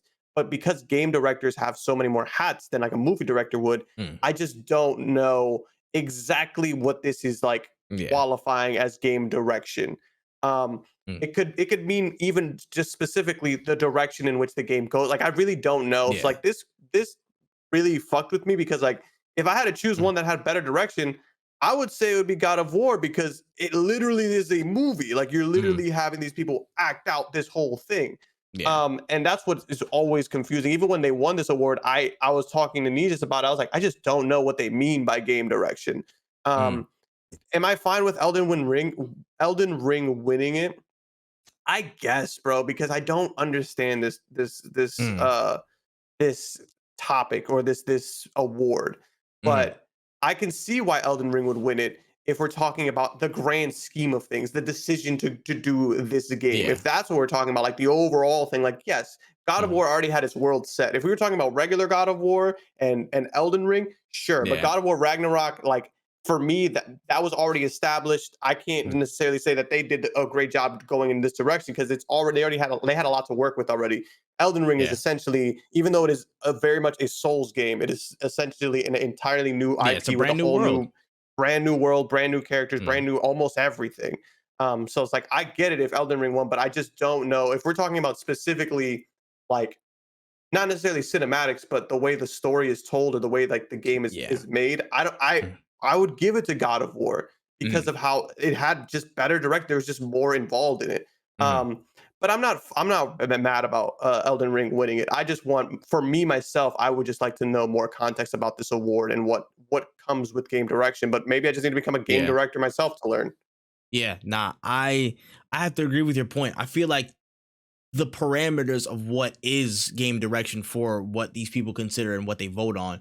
I don't know. We don't know exactly what it is. You know what I'm saying? Unless they explicitly give us the categories, which maybe it's on a page somewhere that Jeff Keighley provided that we don't know about yet. You know what I'm saying? Maybe it's there. But in my opinion, I agree with you, Wen. I feel like in terms of how the game flowed, where the game took you, the pacing of again everything in terms of introducing mechanics, showing you again different sides of it being able to explore different areas. I feel like it flowed a lot tighter and a lot more, not a lot more. I think slightly more effectively in in God of War. But I feel like there could be some things of the player experience varies so widely in Elden Ring that there are some elements of game direction that some people may have missed or may have gotten more of than in a God of War Ragnarok because the experience is it's so different. It's so different from what characters you choose, what path you take, the layers of the story. I'm just figuring out there's like several bosses that I missed completely just by not going to those areas. There's a whole other like after I finished the main story of Elden Ring, I realized there was another story there's no whole area that I didn't even know existed, like a giant ass area. I was Yeah, like, what the fuck is this? You know what I'm saying? yeah, I'm sitting there confused, but that could also encompass those parts of the game direction, like how what's the pacing of access to areas? What are those things that you find? What are the right placements of what characters and the right mix of things you put in? So there's so many different elements to it that I don't really know for sure. But if my personal opinion, I would have said Ragnarok, and given the grand scheme of how all the awards laid out, I would have given it to Ragnarok. But again, there's so much of a variance in what people see with Elden Ring in terms of how they went through the game that it could be a better or worse story for them. So I see where you're coming from with that, and I echo it. and another thing too is like I just need to know what's included because if we're talking about Yeah. like everything, I one of the biggest issues I've had with Elden Ring, and everybody knows this at this point, Mhm. because I never shut up about it because I think it's really fucking important and really stupid that I have always have to argue this shit. Yeah. But the fact that the creator is very much against accessibility, is very much against like creating a space for more people to enjoy the game Mhm. is one thing that if that is considered part of direction, I don't think that that's good game direction. I don't think Mhm. uh, creating this for a specific group, a specific niche, only these people can play this game, is good direction in my book.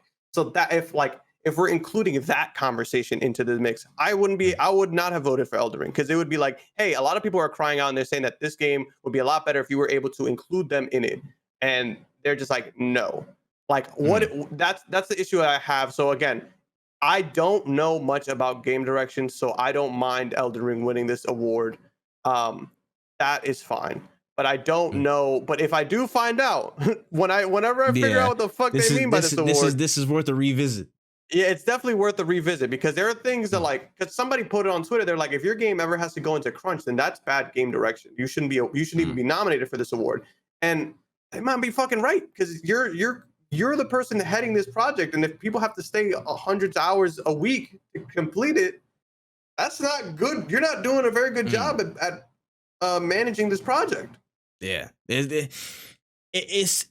a deep bag. It's a mixed bag. Yeah. It's a very, very mixed bag. I think this is probably, I think, is the most contentious award on the list, and the most contentious win on the list, in my opinion, just because of how ambiguous the parameters are of what's accepted, what's not, what is game direction to everybody.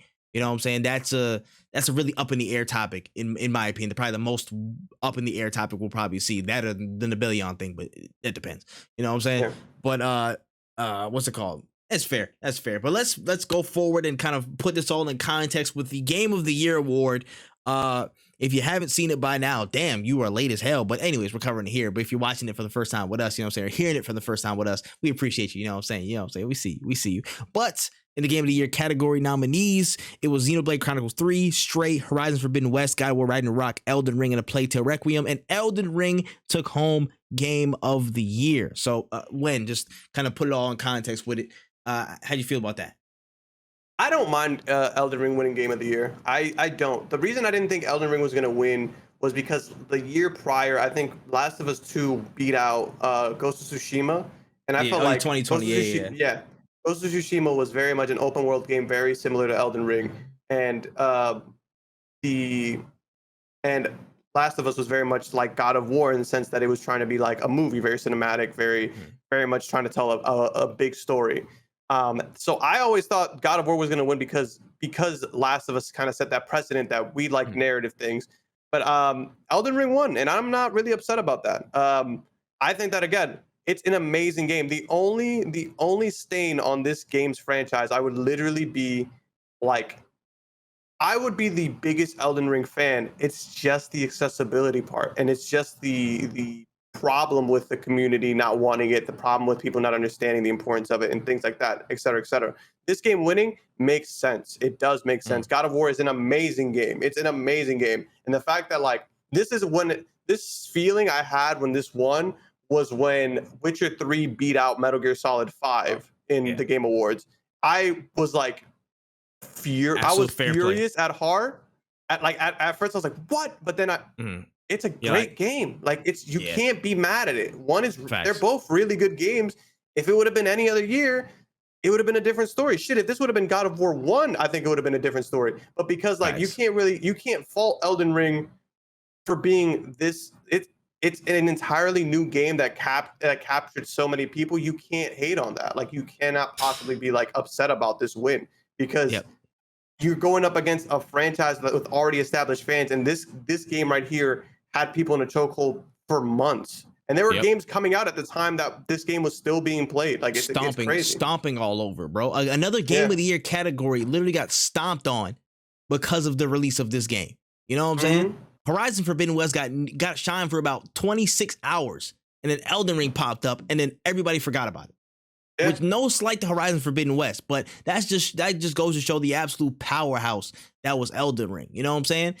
Let me say this before I get into, you know, the real plots and stuff. The only thing I would say, some things might have worked against God of War. And again, I'm not caping for it. I'm not doing none of that shit.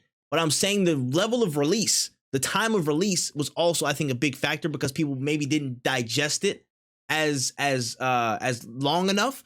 Because when we looked at this, I feel like the formula was similar to how Last of Us 2 won, but Last of Us 2 dropped in like September or mad earlier in the year, like at least 2 months prior. So it got like a good 2 or 3 months to fully cook. and really sit in the minds of people while, again, being ahead of the earlier release that was in contention to win, i.e. Ghost of Tsushima in like July or whatever. And that amount of time still let it fester, and people really thought of it. And again, they kept it top of mind for much longer, and they sat with most of the game. I think you said it as well at some point, and I know I said it, like, it was, you know what I'm saying, we were rushing to beat it and get it in time, you know what I'm saying? Some people aren't even done with it at this stage in time. You know what I'm saying? Because there's life going on, you know what I mean? Like, there's so much stuff happening, so we didn't have enough time to really digest it, get into it, get enough gameplay to really have a final marker of judge. I know I played OD before I went on vacation. I finished the game and stuff like that. I got to go back 100% it to get like my full 100%, you know what I'm saying, just plaudits or whatever. But because we didn't have enough time, I feel like that did play against God of War's, I guess, reception to everything. But don't get me wrong, even without that, I think it was still a close bout. I think to me, it was still a close bout because at this point, I finished both games. I was there. In my personal opinion, I feel like it was very, very close. And like I said before in previous predictions, it was the burden. It was higher of a burden for them to climb over an existing IP, an existing sequel to a reboot to an already existing franchise, whatever you want to call it, to create something that's, again, really, really intentional, made with love, heartfelt, and impactful. And they achieved that, in my opinion. But the much easier hill for Elden Ring to climb, but still very difficult, is for them to execute on the hype of that, again, that Miyazaki thing. And they had nothing but time with the delays and all stuff like that. They had more and more time to really perfect their vision, and it came out fantastic. You can't deny that Soulsborne is literally a genre that is so niche because of the difficulty of the game, naturally, how sparse, whatever you want to call it, you know what I'm saying? Like, it's not a straightforward cutscene-y game. You're not going to find all the story tidbits along the linear path. It's a very niche genre for a very niche fan base. And the fact that it captured so many areas of life, it was on Jimmy Fallon. George R.R. Martin talked about this on Jimmy Fallon. You know what I'm saying? You know how crazy that is? A Soulsborne game is on Jimmy Fallon. Yeah. It captured so many people with the variety of people's gameplays, all the moments, all the people getting their ass whipped by bosses. It was a moment in gaming, and I feel like it did deserve that. You know what I'm saying? It was a very, very close fight. But I think Elden Ring, with everything that it did this year, it definitely warranted it being Game of the Year. Like, there's no, without a shadow of a doubt. It was either that or God Will Ride Around for me. I know we've said this before, but it was between those two for me. And listen, I played 10 minutes of Bloodborne. I say this every time, like 10 to 20 minutes of Bloodborne one time. That's all I played of Soulsborne games. And I somehow ended up playing this game, much to my dismay. I even slandered it at the beginning of the year, just to, you know what I'm saying, troll for troll. But still, I was slandering it, I was ducking it, I was dodging it. And when I played it, I had a hell of a good time. Hell of a good time. I was so into it. You know what I'm saying? There's so many different things that, again, I could say about it for another time, but it was something that was a moment. That was a moment in gaming, bro. That was a stamp on stuff, right? That was a real stamp. It's hard to beat that, honestly, when you're coming in at like this November 9th and you only have literally 1 month to show people your stuff. When you only have 1 month to show people your stuff before adjudicating is over and you tally the votes and all that stuff, it's a hard mountain to climb. But in any case, this is a situation where I'm happy that either one of these games would have won. You know what I'm saying? Like, I don't want to make Nintendo fans happy. I wouldn't have been happy if Xenoblade Chronicles 3 did it just for the troll. I would not have been happy. I'm sorry. I think I would have been happy. I respect Xenoblade, but I'm not here for the Nintendo triumphs. I'm sorry. You know what I'm saying? I'm not here for that. I'm not here for that. I'd have been pretty happy because I'd have been like, y'all not tapped in. That game is gas. I've been telling people. For the slander, I would have been completely blind. I would have been like, yeah, man, y'all know about that Xenoblade? Y'all crazy. I told you, bro. Sony ponies, all that. Elden Ring fans, y'all losers, bro. I would have said that hilariously, but that's by the by. I wouldn't have wanted to win. To be real. It's just, it's crazy thinking that, like, how wild of a year it's been. How wild of a year, like how many heavy hitters we got. And apparently gaming is just dead. You know what I'm saying? Because people just play FPSs all the time. But we had these insane, wild ass games that dropped. I mean, I think the best outcome, in my opinion, would have been, like, I think you did say this on the broadcast of the Game Awards, was giving this Game of the Year and then giving God of War Ragnarok Best Game Direction based on certain parameters, in my opinion, and I think in yours. But I think this would have been cool. Basically, I mean, like a 60-40 split. You know what I'm saying? You get first place winnings, you get second place winnings. I feel like that would have been the most optimal, you know what I'm saying, happy, heartwarming moment for me. but you know, it is what it is. But shout out to Elden Ring, because phenomenal game. Phenomenal. Yeah, it is a good game. It definitely is a really, really good game. Yeah, I'm about to say whether it's my favorite over Ragnarok for this year, that's another conversation. My favorite is, it might be a different thing. I ain't gonna lie, it's close. I still have to go beat some bosses in Elden Ring, and I still have to go perfect God of War Ragnarok. I want to wait until I get my conclusive thoughts on like what were my favorites, rather than what were the Game Awards favorites and stuff. I think if I had to say it right now, I think my favorite game of this year would have probably been Stray. Yeah, that's fair, and that's fair. It's not even like a. I think this game is made better. It's just the experience of these games. You can't play games these days anymore without shit being spoiled, or without people you just can't enjoy a lot of games these days. Like I remember when I played Last of Us 2, me and Ro had to rush that shit. I would have enjoyed the game a lot more if we didn't have to beat it in a weekend, because we didn't want to get spoiled. Yep. And honestly, that was probably the game that I had the most fun playing this year. Word. No, that's fair. That's fair, bro. I ain't gonna lie. Like, honestly, I had to really consider everything, but like for me, like again, like those two, God of War Ragnarok, Elden Ring definitely is in there. Sifu was 100% in there. Sifu I had an amazing time playing Sifu. Like more than I would ever think. Sifu was fantastic, and I still have to go 20 year that game. And there was a new update that came out like last week. I need to go play that. Off the top of my head, like damn, there actually was a lot of games I really did enjoy. I know we've never finished it, but I was actually really enjoying Wonderlands. I was really enjoying Wonderlands for the bit that we played it. Need to actually go finish that game. Damn, but that was cool. Off the top of my head, that's for another podcast episode. That's for end of the year. Sure. That's for end of the year review. But that was the awards. That was the nominees and all the winners for the categories. But let's get into the reveals, the announcements, everything that went down in terms of what was new, world premiere type shit. And let's get into the list. Let's run down the gamut here. First and foremost, we had Among Us hide and seek mode, which is out right now. So just running, playing hide and seek. That's actually kind of cool. I ain't gonna lie, but I was not here for this. You know what I'm saying? I was like, oh, it's all right. It was cool, but it was one of those things where it's like it was already out. So they were a little slow to the draw, but it's like a team of 4 people compared to like an entire community of people. Like they're not gonna beat out the mod community whatsoever. It's hard for them, but you know what? Good on them that they're dropping new stuff. Still, I ain't gonna lie, they could have just rested on the laurels and just cashed out, to be real. But they're updating stuff. You know what I'm saying? They're still moving on with the name. You know what I'm saying? I feel like this is definitely something to be talked about when we're talking about like the most impactful games, or maybe the most like the huge impact on culture games in terms of just general history, especially recent history. But you know, it's kind of like past. I say it's past uber central relevance in terms of the culture right now. But you know what I'm saying? They did their thing, and hide and seek's cool. I might try it one day.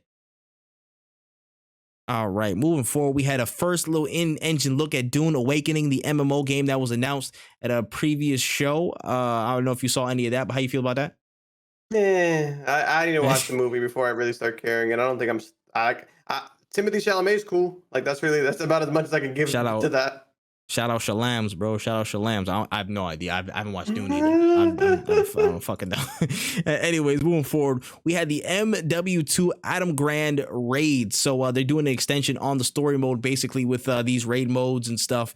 Going to be a whole new set of missions being available. I believe they said December 14th. So today, it's out now. How do you feel about that? You're gonna need an extension to your hard drive if you want to get in on this action. It's gonna be a nice 300 gigabyte. I knew it was coming. You're downloading actual full bunkers into your computer. I knew it. I knew he was gonna say so, bro. Oh my gosh. I'm actually gonna try and buy COD this week and just try it. Well, they might have a free weekend. I was down to actually just see what's up with it, because I actually meant to. I gotta go play with ninjas. This man is like marooned on that game by himself. We're gonna figure it out.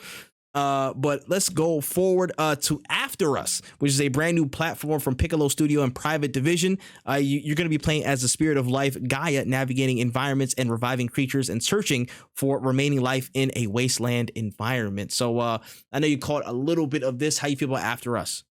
It looks pretty interesting. I'd definitely be down to try it out, depending on when it releases. Like that's the biggest factor for a few of these games. Yeah, spring 2023, which is going to be in the heavy period. Yeah, that's a tough one. Yeah, you might have to get pull back to the summer, I guess. You know what I'm saying? We'll figure that one out. Moving forward, we had Remnant 2, sequel to Remnant from the Ashes, that pits players against a new set of bosses and monsters across new horrifying worlds. Remnant 2, how you feel about that? I'm actually gonna cop this day one because I really enjoyed Mm, Remnants one, but I feel like by the time that I got into it, a lot of people were already moved on. mm, It's actually if you enjoy Soulsborne games, like games that are like super, like they're not. This game is pretty punishing, but it's not mm, super punishing like a Souls game. Like if you die, you mm, keep your shit, mm. which is like really dope. It's really fun and it's also co-op. I highly recommend. If you haven't played the first one, I Mm. recommend it highly. Word. Yeah, no. I've seen you play. I think you played with Ro before. I think you Yeah, played with it's Ro before. and I'll probably play it again with her as well. Like I don't know if you saw this trailer, but I'll definitely send it to Mm. her. Yeah. Nah, 100%. It looked pretty interesting. I ain't going front. Some of these bosses look insane, bro. There was one with Oh yeah. like the knives in his stomach, looking like what's it called? What's his name from the God of War 3? I can't remember the boss's name, and it's literally the god of the underworld. But whatever, he kind of looked like Hades. that. Hades. Thank you. How about he literally looked like Hades. But that trailer looks interesting. We'll figure out what's going on with that. Immortals of Avium was up next, and it was a brand new single player FPS magic shooter built by Ascendant Studios, which is a team consisting of Halo, BioShock, and Dead Space veterans, and released by EA Originals, coming out in 2023. How'd you feel about Immortals? I didn't really see enough to really like for it to really encapsulate me. All I really know is that it's an action, like it's like FPS with magic, which is cool. Mm, But if it's not done right, I'm not really like. I saw a cinematic trailer. That means nothing to me. mm. Yeah, I'm not gonna lie. Like the concept does look interesting, but I need to see more. I just need to Yeah. see more. I ain't gonna lie. And also, we're in this next wave, bruh. So space horror is kind of starting to eclipse a little bit. We're gonna wait another year for that. And now the magic shooter is coming through, or the magic based one, because we're gonna have like Avowed. We're gonna have this one. We're gonna have like two more. Maybe Fable comes back in Forspoken, like 2 years. For Hogwarts. Spoken, literally, bro. The next wave is here, y'all. The next wave is here. You gotta peep the pattern, man. Open your third eye for real.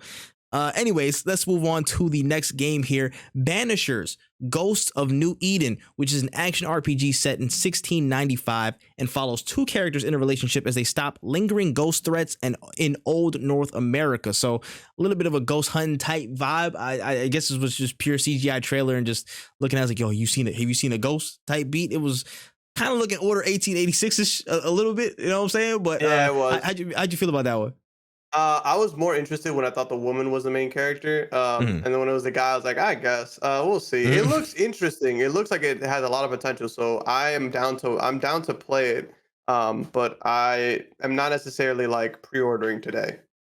Yeah, I don't know how I feel about it just yet. If it is kind of if it is co-op based with the two characters, if they're kind of emphasizing that, I would 100% check it out. But if it's just the main character there, I'm like, yeah, it could be something cool. It's from the people that made Vampire, so it could be interesting. I want to see how they develop the gameplay a bit more from based off of Vampire and stuff like that. But we'll see it. We'll see it. Transformers Reactivate. We didn't get too much information on what's going on in terms of the gameplay trail in the video, but it's apparently going to be a new 1 to 4 player online action game from Splash Damage, and Splash Damage was the studio behind Brink, Gears of War 4 and 5 multiplayer, and Dirty Bomb. So, how do you feel about Transformers Reactivate? It looked interesting, but another one of those I need to see more. I'm interested in a Transformers game because there was that one that was really really good that kind of just died out. So Hmm. I would love to see a good Transformers game, but I feel like even that phrase, a good Transformers game, is kind of insane. Yeah, that's it's few and far in between, my brother. Few and far in Yeah. between. I ain't gonna lie, bro. Just put Tyrese in there, by the way. Anyways, Yes. moving forward, we had The Last of Us 2 Part 1 and Returnal coming to PC early 2023. The Last of Us Part 1 is going to be releasing March 3rd. All I have to say on this is people who are still complaining about PlayStation games coming to PC, we're good. Anyways, you got a thought on it? No. I agree. Cool. All right. We had the Lords of the Fallen gameplay reveal. Just got more, again, Soulsborne-ish type game. We had the first announcement of it, I believe, the last Game Awards or Summer Game Fest, something like that. Yeah, but how'd you feel about this one? Did not care. Yeah, I'm not gonna lie. I'm not playing that. I already made it through the entirety of Elden Ring, bro. I'm not trying to do that. I'd rather go to Dark Souls at this point. I'm just going that way. I would love to be wrong, but I have enough Soulsborne games. I'm good. Facts. Literally facts. Moving on to Crime Boss Rockay City. that little cryptic little landing page that we got from the other day apparently was this game, which is going to be a new FPS heist game, which can be played solo or co-op with a star-studded cast of characters, including Michael Rooker, Danny Glover, Michael Madsen, and more. So how would you feel about Crime Boss Raw K-City?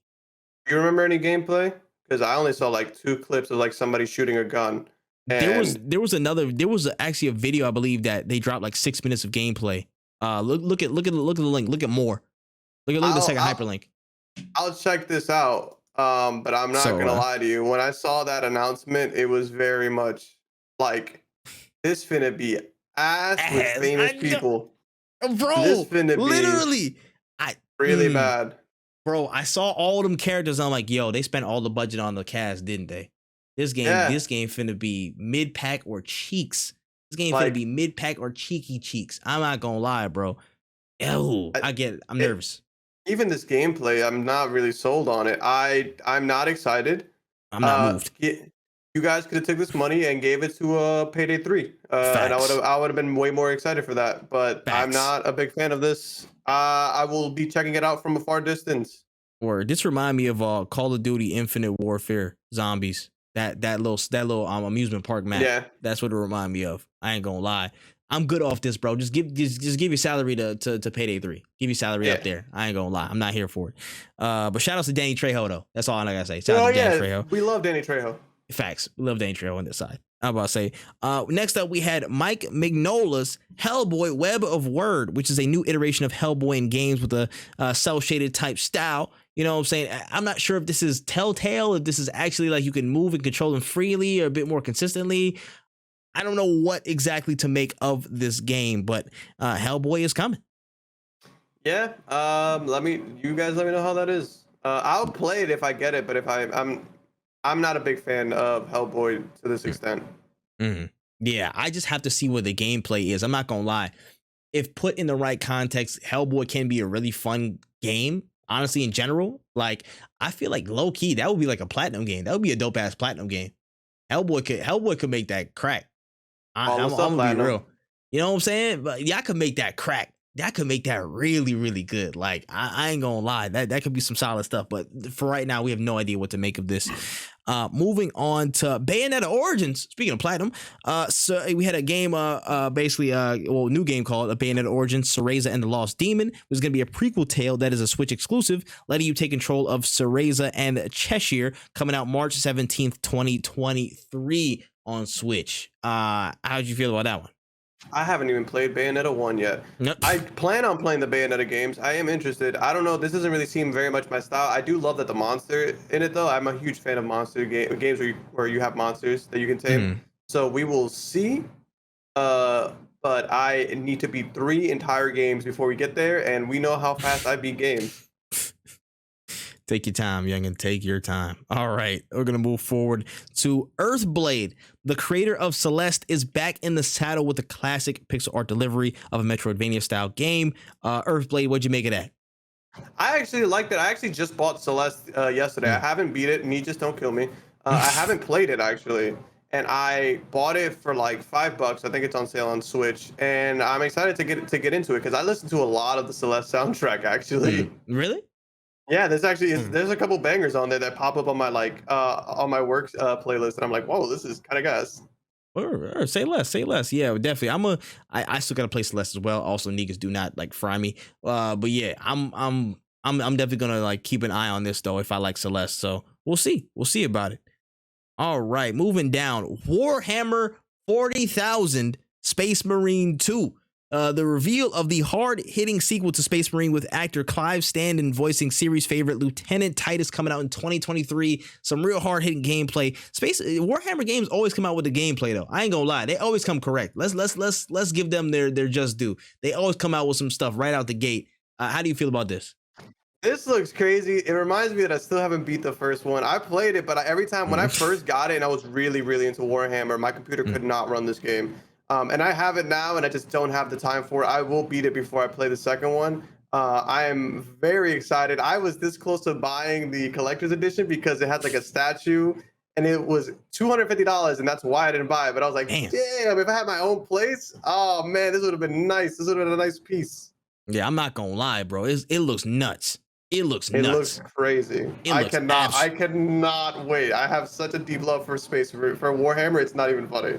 Bro, Henry Cavill is in the sun like creaming right now. I ain't gonna lie, bro. He's loving life. He's loving life. And I'm not gonna lie, I gotta tap in Warhammer as well. This joint crazy. Man. All right, moving forward. Oh my gosh. Ah, shit. Crash's bum ass rappelled down a rope. You know what I'm saying? He showed up in the middle of the Game Awards. Yeah. He wanted to. yeah, that's right. I'm hating on Crash. What do you want? No. Yeah. That's fine. Like the rappel shit was stupid as hell. I was not a fan of that. Yeah, listen, man, fucking Crash. But anyways, he announced Crash Team Rumble, which is going to be a brand new 4v4 game based on attack and defense in the pursuit of capturing the most Wumpa fruit, with that being the goal. Some pretty interesting gameplay, but a real big twist on the Crash series. What'd you make of this?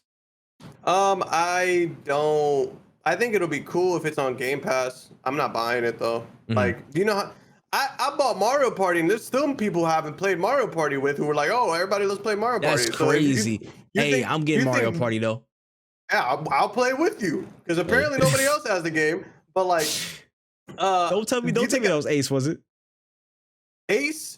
I think Frey has it. Neegis has it. Everybody in Growth has that game, but nobody ever wants to play it. Oh my gosh, we gotta set it up, bro. They frauded right now. They frauded. All right, yeah. The Crash Bandicoot thing looks cool, but if people can't even get together to play Mario Party, ain't nobody playing no Crash Team Rumble with me, man. So we'll see what happens. If it's on Game Pass, I'm all for it. Yeah, if it's a Game Pass, shoot, it might be worth a try. It could be like it could be one of them sleeper little multiplayer joints. I ain't gonna lie, but it just that 4v4 thing just sprouted in my head. Rocket Arena, and I was like, ooh. What happened to that? And then I was like, all right, cool, move on from it. But it's fair.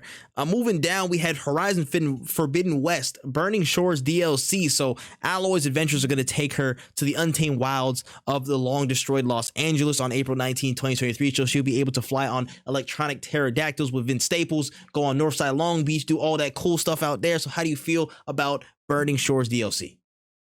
You fucked me with the Vince Staples thing because I was like, wait, I did not miss Vince Staples in that trailer, but it looks cool. Again, gotta be the first one. It's every time I want to sit down and beat Horizon because I do want to play it. Like I do think that it's a good game. Every single time I need to play it, something stops me. Oh my god! But I have a PS5 right in front of me. Once I beat God of War, I'll start tapping into that. Hopefully, I can get through it. We'll see what happens. Yeah, no, I still got to beat Forbidden West, but it is what it is. We'll figure it out, man. But get moving along. We got a brand new Tekken 8 trailer showing off some new roster additions, including Jin Kazama's mother, June, coming back out of the fray. We had King, Paul, Lars, Martial Law, and Jack 8 with some new looks. Had some more information on the Heat battle system. If you can give us some background, you know what I'm saying? FGC went in the building. Talk to us a little bit about Tekken 8. So from my understanding, and I wish Charles was here because he would probably give me a better, he would probably have a better understanding of it because he's the one who did a lot of the research on it. The new Heat system is going to be like it's going to be a cancel. So in most fighting games, when you're punching somebody and you're hitting a combo, the character's supposed to move back progressively so that at some point you will not be able to continue to hit the character. In Tekken, a good combo would hit the wall, so then you can follow up with a few more moves, or some people even had moves off the wall that made it like a crazy juggle. In this game, it will have the Heat system looks like it's going to be something that you can use to close that gap that you created with the combo. So a kind of a combo extender. We kind of had something like that. Some characters had something like that in Tekken 7 because we had not Heat. It was called Rage Drives and Rage Arts. Rage Arts were like one move that you do a lot of damage with. Rage drives were something that can open up your opponent or even extend a combo. So that is what it's looking like. The new system. Harada says that this game is going to be a lot more aggressive than Tekken 7. Some people are happy. People like me are not. I'm not upset about it. It is just going to be a new learning hurdle for me. But I don't like to learn. I just want to press buttons. So it's going to be an interesting time, but it's also going to be a really good time for anybody new getting into the series to learn with the people who have been playing it for a while, because now we have an entirely new system that everybody's going to have to get the feel for. Got you. Yeah, man. I will say the characters look like crazy. The designs look crazy from what I saw, man. I ain't gonna lie, bro. Very, very The only nice stuff. person that looks bad is Paul. I stand behind what that. happened I think to Paul, looks, bro? Why is Paul's stuff split? What happened?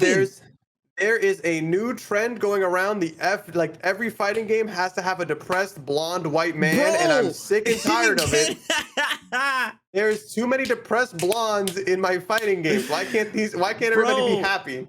Like, did the pandemic ruin this man's gel supply? Like, what happened, like, bro? Just stick your stuff up, bro. They like, closed down his karate dojo because of the pandemic. He was not. He was very much Paul was very much a Trumper. If you could not tell by the American everything, he was not vaccinated. They shut it down. Bro, that's bad. CDC was not having it, and then he hit him with a death punch, and then that was wraps. They put him down. So that's crazy. With a death punch. Damn, bro. I'm like, yo, he down bad, bro. He's down horrendous. He's down horrible. Absolutely horrendous. But the game looks fantastic, and I cannot wait to see more of it. I still need to get into Tekken 10 and Tekken 7 to get my ass whooped before this drops. So you will see me on Tekken. You will see me getting absolutely destroyed. And if I cry, that's none of your business. Okay, it's none of your business. All right. Let's move down a little bit here. We had a brand new Suicide Squad Kill the Justice League trailer. You know what I'm saying? Just a couple more cutscenes showing off. There was some gameplay on another sizzle reel as well for it. But this trailer was also special because it showed off a special, introduction.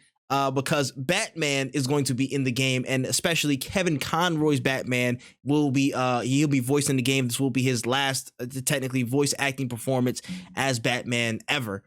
So this was a very, very, very exciting yet very, very punch me in the gut. This hurts. I do not enjoy life right now type of moment because, of course, Kevin is no longer with us, but this man's an absolute legend, and I'm sure this is going to be a really, really dope, just cameo as usual. Absolutely. I'm excited. I've been waiting for this game for so long. I want them to take their time. I want them to do it justice. Actually, the 100%. Yeah. Like I'm beating my tendency. I was going to say some real corny ass stuff because you said justice, but never mind. I was going to too, I know, but I was like, no. I know. I'm gonna pull it back. But yeah, man, listen, this is absolutely. But yeah, this is going to be such a good game. Again, 2023 is just ridiculously stacked, and I want this game to really, really like hit a new height and just show out, man. Show out, because this could be a really fantastic game and a breakout that could be in the Game of the Year category, considering how heavy it is next year. But we'll figure it out. Moving on, we got Street Fighter 6 showing off some brand new gameplay, a brand new look of DJ coming back into the fray, some new characters in Manon, Marissa, and JP, World Tour minigames and Master Assists, and an official release date of June 2nd, 2023. How do you feel about everything that Street Fighter 6 showed off? They really need to work on these leaks because I knew the release date before the Game Awards happened. Damn. I knew it the morning of. Like, they really need to work on this. I think like a French Amazon site like listed it, and it was like, not the listing. Yes, not bro, the listing. Why don't you guys put 2B and like it's just easy? Like me, if I was working there, I would just be like, to be determined, bro. If there's just wait till the day after. Just wait till the day after to open pre-orders. Like it's not gonna hurt you. It's not that hard, but this looked really sick. I will be playing this on Friday. I'm super fucking excited. You have no idea. I literally can't. I have not stopped thinking about the fact that I got this beta. I'm very, very excited for this. It looked really sick. The characters that were shown off were awesome, man. They look like they have so much. There's so much going on, man. I cannot wait to play with all three of them. I definitely like, and the thing is that I thought that I was going to be playing like the big burly. I don't remember the name. I think is one of them is Marissa was the big like she was the one with like Spartan blood and stuff like that. She was the big. She was the big wrestler. is an Italian jeweler who is now fighting like connected to Greece in some sorts. I thought that was gonna be my main, but then I found out that Manon, she is actually a ballerina grappler, which is crazy. Fire. Like that's super concept. Nuts. Like it's so dope. I can't wait to play with every single one of these characters. I'm so excited. I just want to like, the thing that sucks is that like it's hard to not compare the Tekken 8 stuff to the Street Fighter stuff because Street Fighter is showing us an abundance of stuff, which is really great because the game is coming out soon. It's hard for me not to be upset with Tekken 8 not showing me more, but it's also one of those things to remember is we don't even know when this game is coming out. They haven't even announced a year yet. They just said that it is going to be out. It's going to come out eventually. Mhm. So it's tough, but it's also like, yo, Tekken, come on, bro. Like we need something, bro. Your game is like we got Street Fighter 5 after we got Tekken 7. There's Mhm. no excuse. Like you guys should Mhm. have been on the ball. If I'm Mhm. not mistaken, I'll fact check Yeah. myself. I'll let you Well, know later. yeah, no, I hear it. I hear it. But yeah, I'm not gonna lie. Even what's it called? Apparently, I looked into it a little bit and said JP had ties to he knew Bison and like he like Yeah. kind of he has the same kind of not power set exactly, but he taps into the same like psychic powers and stuff like that. But he uses it in a different way, which is actually really Yeah. cool. So interested to see how that plays out. Marissa's like an absolute tank. I would love to play as Marissa. I'm not gonna lie. I think I need to change like a grappler type person for this Street Fighter. My favorite character is typically Sakura, but I feel like I need to change it up. I feel like I need somebody heavier because the person that I hate the most and I've hated the most throughout Street Fighter's history is Hakan. I hate Hakan with a burning passion because my brother whooped my ass with him all the time. So I need to join the people that's beating me. If you can't beat them, join them. I'm doing grapplers. I'm going Marissa. That's gonna be fire. Street Fighter 6 looks really dope though. I'm not gonna lie, especially with World Tour stuff. The more they show World Tour, the more I'm enjoying it. And I think I'm gonna spend probably most of my time there just exploring the city and seeing what's going on. That's really, really dope. They're setting a really, really big precedent. And again, this could also be a contender for Game of the Year if they do it right. This could be. This very well could be. I'm not even gonna lie to you, man. This could really hit. So hats off to Street Fighter 6, man. Everything they've been showing, they've been having a really good media rollout so far. Mm-hmm. Yeah, man. Moving forward to the reveal of something I figured was going to come up in the Game Awards, and it did. A new gameplay look at the next chapter of the Star Wars Jedi series with Cal and BD back in the saddle for Jedi Survivor 5 years after the events of the last game, equipped with brand new abilities, foes, and story to uncover, releasing March 17th, 2023. How do you feel about this? I need to beat the other game, but it's Damn it, really, this really is a fun. theme. Bro, this is a theme. I actually started that game though. Like a lot of these are like they're on the backlog. This I was put some work into it, and I don't even know what game came out. And I just don't beat games. Hey, you want me to beat games? Subscribe to the YouTube, sub to the Twitch. Actually, I don't have subs on Twitch, but subscribe to the YouTube. Make me full time. I promise. Subscribe to that Ko-fi, man. Hit that Ko-fi. Yeah. Hit the Ko-fi up. I promise you, I will start beating games. But I got a real life, and I got a job, and I got a lot of responsibilities. But I definitely have tapped into this game. I'm gonna beat it before this game comes out. Wait, March? No, I'm not beating it before the game. Yeah, comes March. Yeah, out. I'm not gonna lie. I think I'm gonna prioritize it for March. So I'm not gonna lie. I'm that excited for this game. I'm that excited. Oh my goodness! I've been waiting a long time for this game, baby. It looked good. Double saber action. He got the gun on his hip. He got mounts. He got so much different stuff. There was a dude, apparently the dude that he thawed out was in the High Republic era and he was just like cryogenically frozen. So we're dealing with a High Republic Jedi or whatever that turned rogue or something like that. It's gonna be wild. Oh, this game's gonna be so good. This game's gonna be really good. And I can't wait. I honestly cannot wait. And there could be a good cameo in there. We might see a little bit of, you know what I'm saying? Apparently, somebody said it's in the same time zone as Obi-Wan. So I'm like, we might see a little bit of Obi-Wan in there. You know what I'm saying? A little bit of Obi in there. I'm not mad at it. I'm very excited for this game, as you can tell. And this, I think, is going to be a very, very good step forward. I feel like they definitely expanded the area of operation. I feel like there's a lot more movement in these worlds now. There's a lot more that you can explore. Again, it was very, very tight in terms of the space you can play in terms of the worlds you drop. Like Dathomir is like pretty thin of a line. I feel like the largest expanse that you had was maybe in like one of those ice planets a little bit. But I think there's, again, with the introduction of some of the mounts that they're dropping, there's way more room to play around with and then just have access to. Some of the new force powers look actually fantastic. I'm ready. My body's ready for March, man. I'm ready to step back into it, man. Of course, I definitely will be streaming it. This is dead ass the first like single player game I streamed on stream, so I'm gonna be back in the saddle for this stuff. It's gonna be amazing. I'm with it.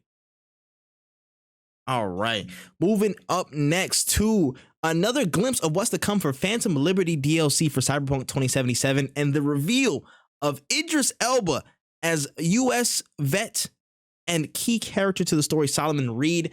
This dropped out of absolutely nowhere. Then he dropped a little clip during that little post trailer, but Idris Elba's gonna be in Cyberpunk, man. How you feel about that? It's pretty sick. I think he's gonna do it. Like I said, I think some certain actors can do a really good job, and I think that Idris Elba is gonna knock this out of the park. It definitely has brought my interest back into the Cyberpunk franchise. Will I be playing this DLC? Not anytime soon. Will I be playing Cyberpunk? Definitely not anytime soon, but I definitely will play Hmm. Cyberpunk at some point. I Yeah. am interested in it. I am interested in the world, and I think that this is a big W for fans because I know they've been waiting on this. I just hope Mm. that this has a way better release than the actual game did. But I feel like there's no way they can fuck it up. I'm not knocking on wood because if they fuck it up, that's on them. Yeah. There's no way you can mess this up because the game is. Nah. You guys have stabilized all the issues. All it is just adding the new stuff. Yeah. Nah. I agree. And I'm excited. I actually am. I'm excited to get back into Cyberpunk, and I'm excited to actually play this DLC. I'm gonna try and at least play one playthrough before I play this DLC. There was a video I actually watched the other day that came out recently. It was literally just like a why, like my new favorite game, Cyberpunk 2077. Shout out to DX from YT. That dude is a fantastic, just analytical YouTuber. That guy is great.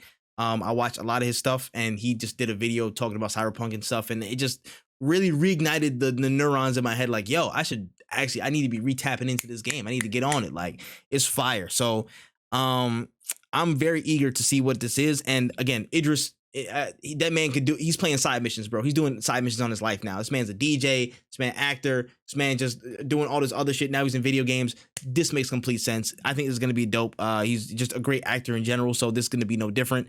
Yeah, I'm looking forward to it, man. I am really, really looking forward to it. So we're gonna see what happens in Phantom Liberty.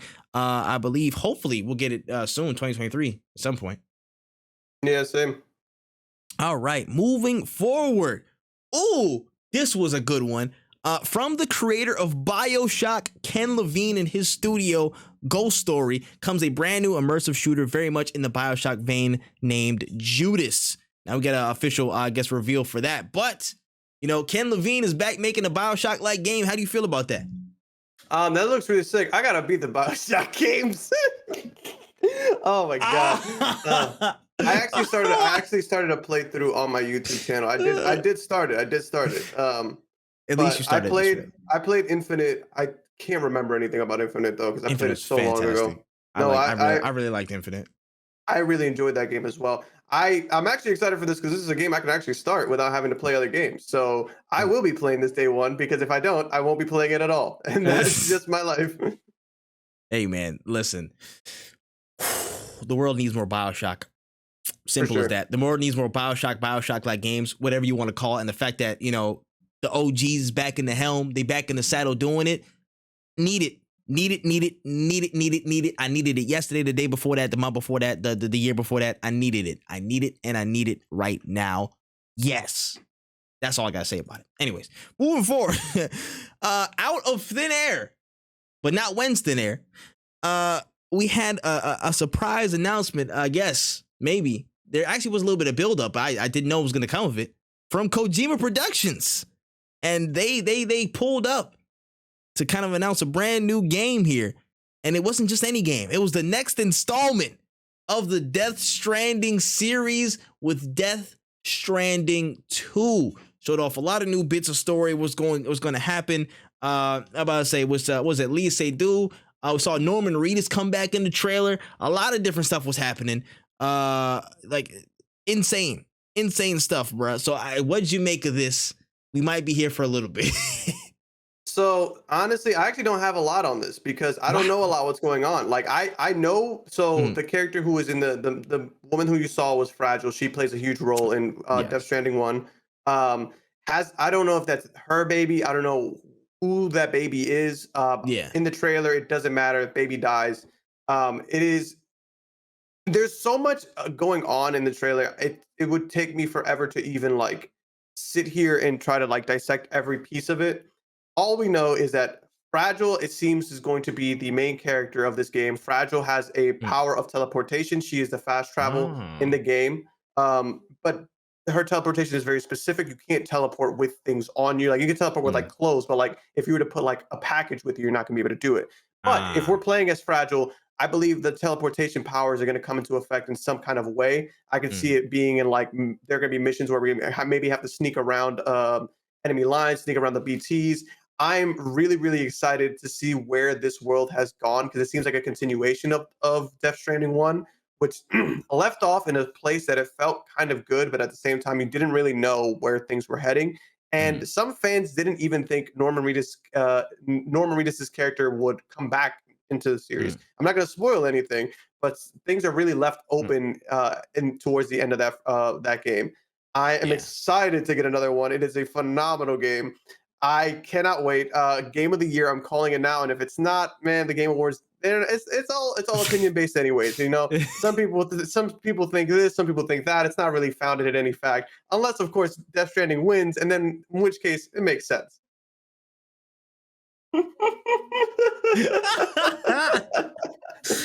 Bro, y'all should have. If y'all didn't watch that live stream on WenEazy's channel, bro, this man was literally letting out so many suck my dicks. I knew it.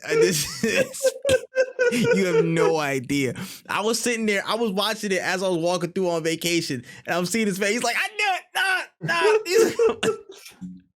Please go back and watch that clip. It was hilarious, bro. But I'm super glad Wen's happy. You know what I'm saying? This actually makes me sort of interested in Death Stranding and actually like playing it, because now I have negative clue what's going on here. You know what I'm saying? Now, like, absolutely sub-zero clue of what's happening with the story and what's not and whatnot. But I'm very happy for Wen. That's all I have to say on this, because I don't know anything else about Death Stranding, so I can't speak on it. I don't want to speak on it negatively because I don't have nothing negative to say about it. I don't know. You know what I'm saying? But this could be another heavy hitter game, bro. Again, Death Stranding 2 could be another heavy hit. It's another one for whenever it drops. You know what I'm saying? Did they drop a date on it? I don't think they dropped a date on it. I don't think they dropped the date on it, no. Yeah. I think it might be a 2024 type thing, but when it does, this could be a heavy hitter for that year. I feel like these next couple years are going to be some real big joints. You know what I'm saying? Real big joints in terms of game releases, but this is another one, man. I feel like this is hitting a lot of people in the fields, because people were very, very happy to see this. And you know, gaming is eating, bro. Game is eating. What you want? Gaming is eating. Oh my god. You can hear the smile. You can hear the smile on the audio version, bro. I know you can hear it. Anyways, bro, let's move forward to another huge reveal. Supergiant Studios made itself known as it announced a sequel to one of the most beloved newer franchises over the past decade, Hades. Hades 2 is on the way. The roguelike heavy hitter is set to hit early access as it furthers its development. It's coming soon, but Hades 2 is coming. How do you feel about that? Another game I have to beat. No, I'm kidding. I played in a lot of Hades. The reason I didn't beat Hades is just because, like, I kind of gave up. Really phenomenal game, really great music, really, like, amazing roguelike. I'm a huge fan of the franchise. I do plan on going back. Like, that's actually one that I promise you I'll go back. Because the reason I didn't go back is just because once I get stuck in a roguelike, it becomes addicting and you don't want to stop. And I had to stop because I knew that I wasn't going to play anything else until I beat that game. But yeah, it's a consuming one. It's a consuming one, I guess. Yeah. Hades 2 is going to be, I think it's going to be phenomenal. If they build off of that first game, like, that first game was heat. There's no way you can fuck it up. Yeah. All I got to say about this one is, I got to play the first one. I got to play the first. I still the first one. I got to play the first one. But we'll get there. I promise, guys. I promise. We're gonna get there. This one, everybody was like saying you got to play this one, so I will not leave this by the wayside. I will finish that game before the second one comes out. Yeah, but it was nice to see Hades, bro. A lot of people really loved it and reacted huge online. So shout out to Hades 2. Shout out to Hades 2. All right, moving through to Final Fantasy 16. Had a brand new trailer entitled Revenge, and the Yoshida and his crew were on stage to kind of reveal it and roll it out. A lot of good stuff. Child murder, scrapping, political backstabbing and whatnot. All kinds of icons and giants making it known like it's Attack on Titan. How'd you feel about this trailer? This trailer was sick, man. This game, every time I see this game is always looking really good. This Final Fantasy 16, I feel like is going to be the game that Final Fantasy 15 was trying to be, like this big, like, set piece, this big new beginning to the franchise on, like, the systems, because I feel like the last big notable Final Fantasy game on a home console was like 7. The one that really had everybody playing it was 7. Yeah. You can argue for like 10, and I never played. I want to say 11 and 12, but I'm not sure if those are connected. But 15, I remember the build up for 15 was huge, and then it was kind of just really, really quiet after that. I really hope that they come out of the gate swinging. I hope this game is amazing. I really want, because I'm a fan of the Final Fantasy franchise. I want more people to see it as more than just like, oh, isn't that like the anime type thing or whatever? Like, I think that there's a lot of people are going to really enjoy this franchise. Yeah, nah, fully agree, bro. And listen, I am gonna be that guy and say that, bro. But gameplay like this, it reminds me, of course, literally because it's the same team. It is Kingdom Hearts. You know what I'm saying? In a certain essence, because dead ass some of the same teams that are like worked alongside it, but in a format that is non-Disney and palatable for a lot more people, and it's a lot more mature in its presentation. So I feel like a lot of people are gonna take to it. But speaking on its own, bro, this game looks ridiculous, bro. I ain't gonna lie. If y'all had some black folks in it, this would be game of the year. I ain't gonna front on y'all. If y'all had some black people in it, this might be game of the year, like by a landslide. I'm gonna be honest with y'all. But again, speaking without that, like this game looks insane. Like gameplay, I'm very eager to see how the story folds out and stuff like that, and really how Game of Thrones-ish it can get. I'm very eager to see how far they push the envelope on that type of stuff. The icon battles look ridiculous. Like those giant battles are out of this world. Set pieces look fantastic. I'm very, very, very, very excited for this, and it's dropping June 22nd. So in the summertime, a summer release, a game of the year contender in the summer. Clap it up. Not really during a populated ass window, so we overlook a bunch of games, bro. Space. We love to see it, man. It's gonna be great. I'm gonna be able to play Street Fighter until I rage, and then I'm gonna play Final Fantasy to like cool off, and then I'm gonna jump back on Street Fighter. It's gonna be a great time. And you know the funniest thing? This could be something that helps like win Game of the Year. I think there's something that we definitely need to talk about when we get to like that end of the year podcast. But the timing of these releases, we saw God of War kind of get screwed over for that in some ways. Maybe some people said it was too big of an obstacle to count. But that window, all you have, you know what I'm saying, June, as far as I know, there hasn't been anything crazy aside from Street Fighter that's in that window. You know what I'm saying? It's in its own lane in terms of that genre, in terms of other major releases in front of it. There's weeks in between it. So that could be enough wiggle room for them to stand out and be like, yo, listen, we were here middle of the year. Like, you know what I'm saying? Oh, like this year, March came out and it was Elden Ring. You know what I'm saying? Oh, summer was kind of crazy. But Street Fighter and this came out, Street Fighter and Final Fantasy dropped. So that was hot. You know what I'm saying? It could really stake a claim in that part of the year and help its case in terms of being remembered for that Game of the Year conversation. So 1000%. I think that it is something that people don't really look into. Yeah, no, 100%, man, 100%. We got to break it down like Sports Center when it comes to that. We're going to talk about it. But on to the last reveal of the show, the last major reveal of the show, the big one in terms of the order. One of the most underrated sleeping giants that have been reawakened. FromSoft rose from the ashes and revealed the continuation of the Armored Core series with Armored Core 6 Fires of Rubicon. Now we have some details that have come out in the days after the Game Awards saying it's a brand new story not connected to the last game. It's going to be a heavy focus on mecha customization. Multiplayer is present, but single player is a priority. It's going to be mission-based gameplay, no open world. A big emphasis on the boss battles being a big highlight of the gameplay loop, and very much not a Soulsborne game. So how'd you feel about this reveal and everything Armored Core? This is funny because I remember like you were the first person that ever talked about this game, and I was like, sure, I'll check it out or whatever. Like I have no way of playing it, but I was like, sure, I'll look into it. And then seeing it now, I'm like, wow, this is awesome because like I know of people who are really, really excited for this. This is made by From Software, so this is really interesting to see how they're going to make a game that, if I'm not mistaken, this isn't going to be a Soulsborne game. So I really want to see what it's like to play as not underpowered character by them, like by this studio. I would love to see what they have in mind when it comes to like, let's see what fast action looks like. And I would love to see their take on it because I think it's going to be very interesting.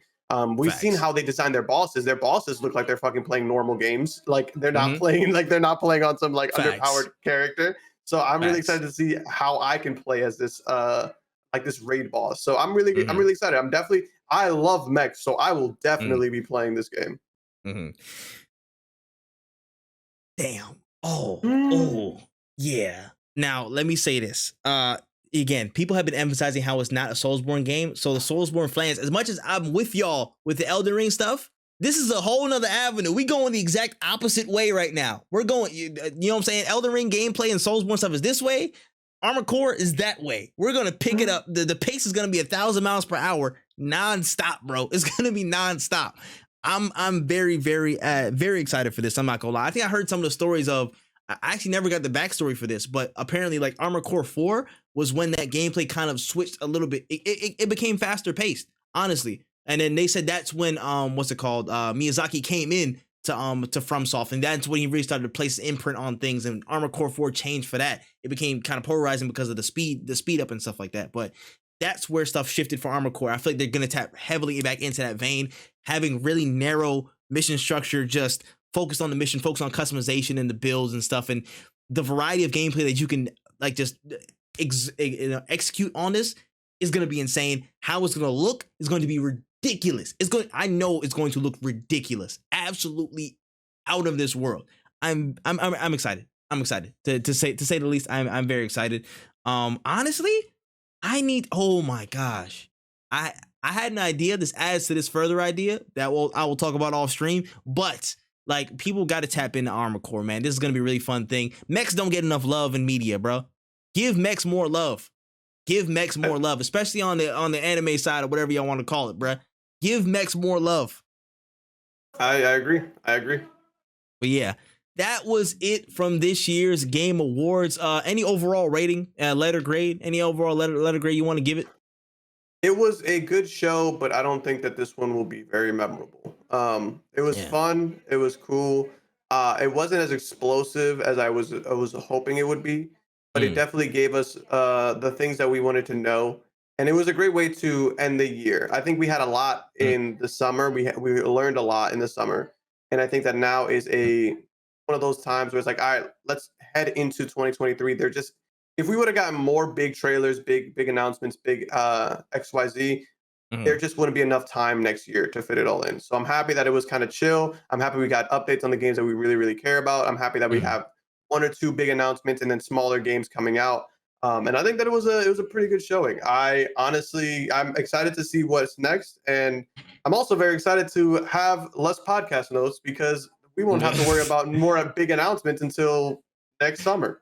Yeah, honestly, bro, I ain't gonna lie. These bitches be getting extensive as hell. Boy, I ain't gonna front on you, but it went from like end of July, and then August was packed, October was packed with stuff, and then it was now like we can take a break.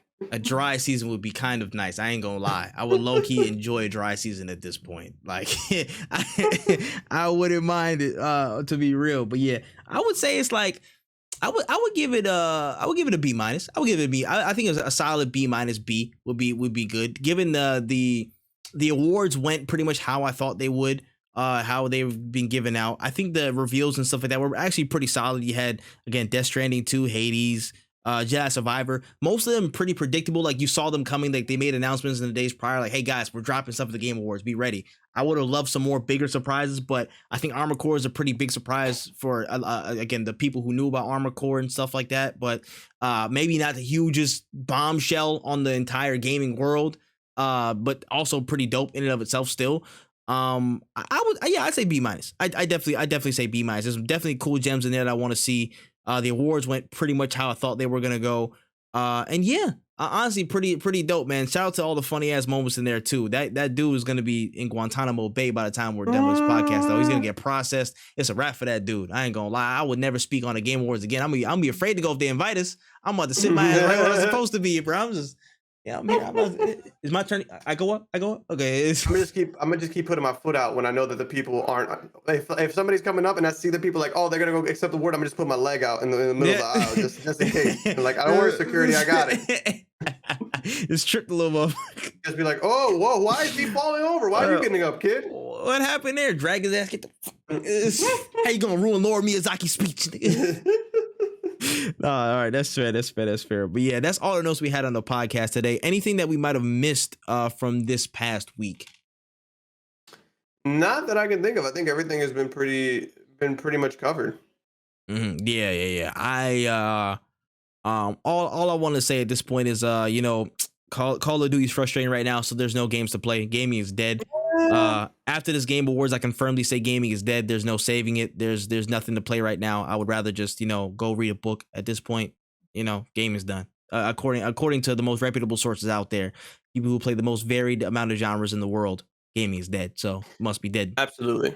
It's really interesting. Those reputable sources, all the games that were announced today, that we talked about today, they definitely played every single one of them, and they definitely have tried to expand their horizons, and there's just nothing to play, truly.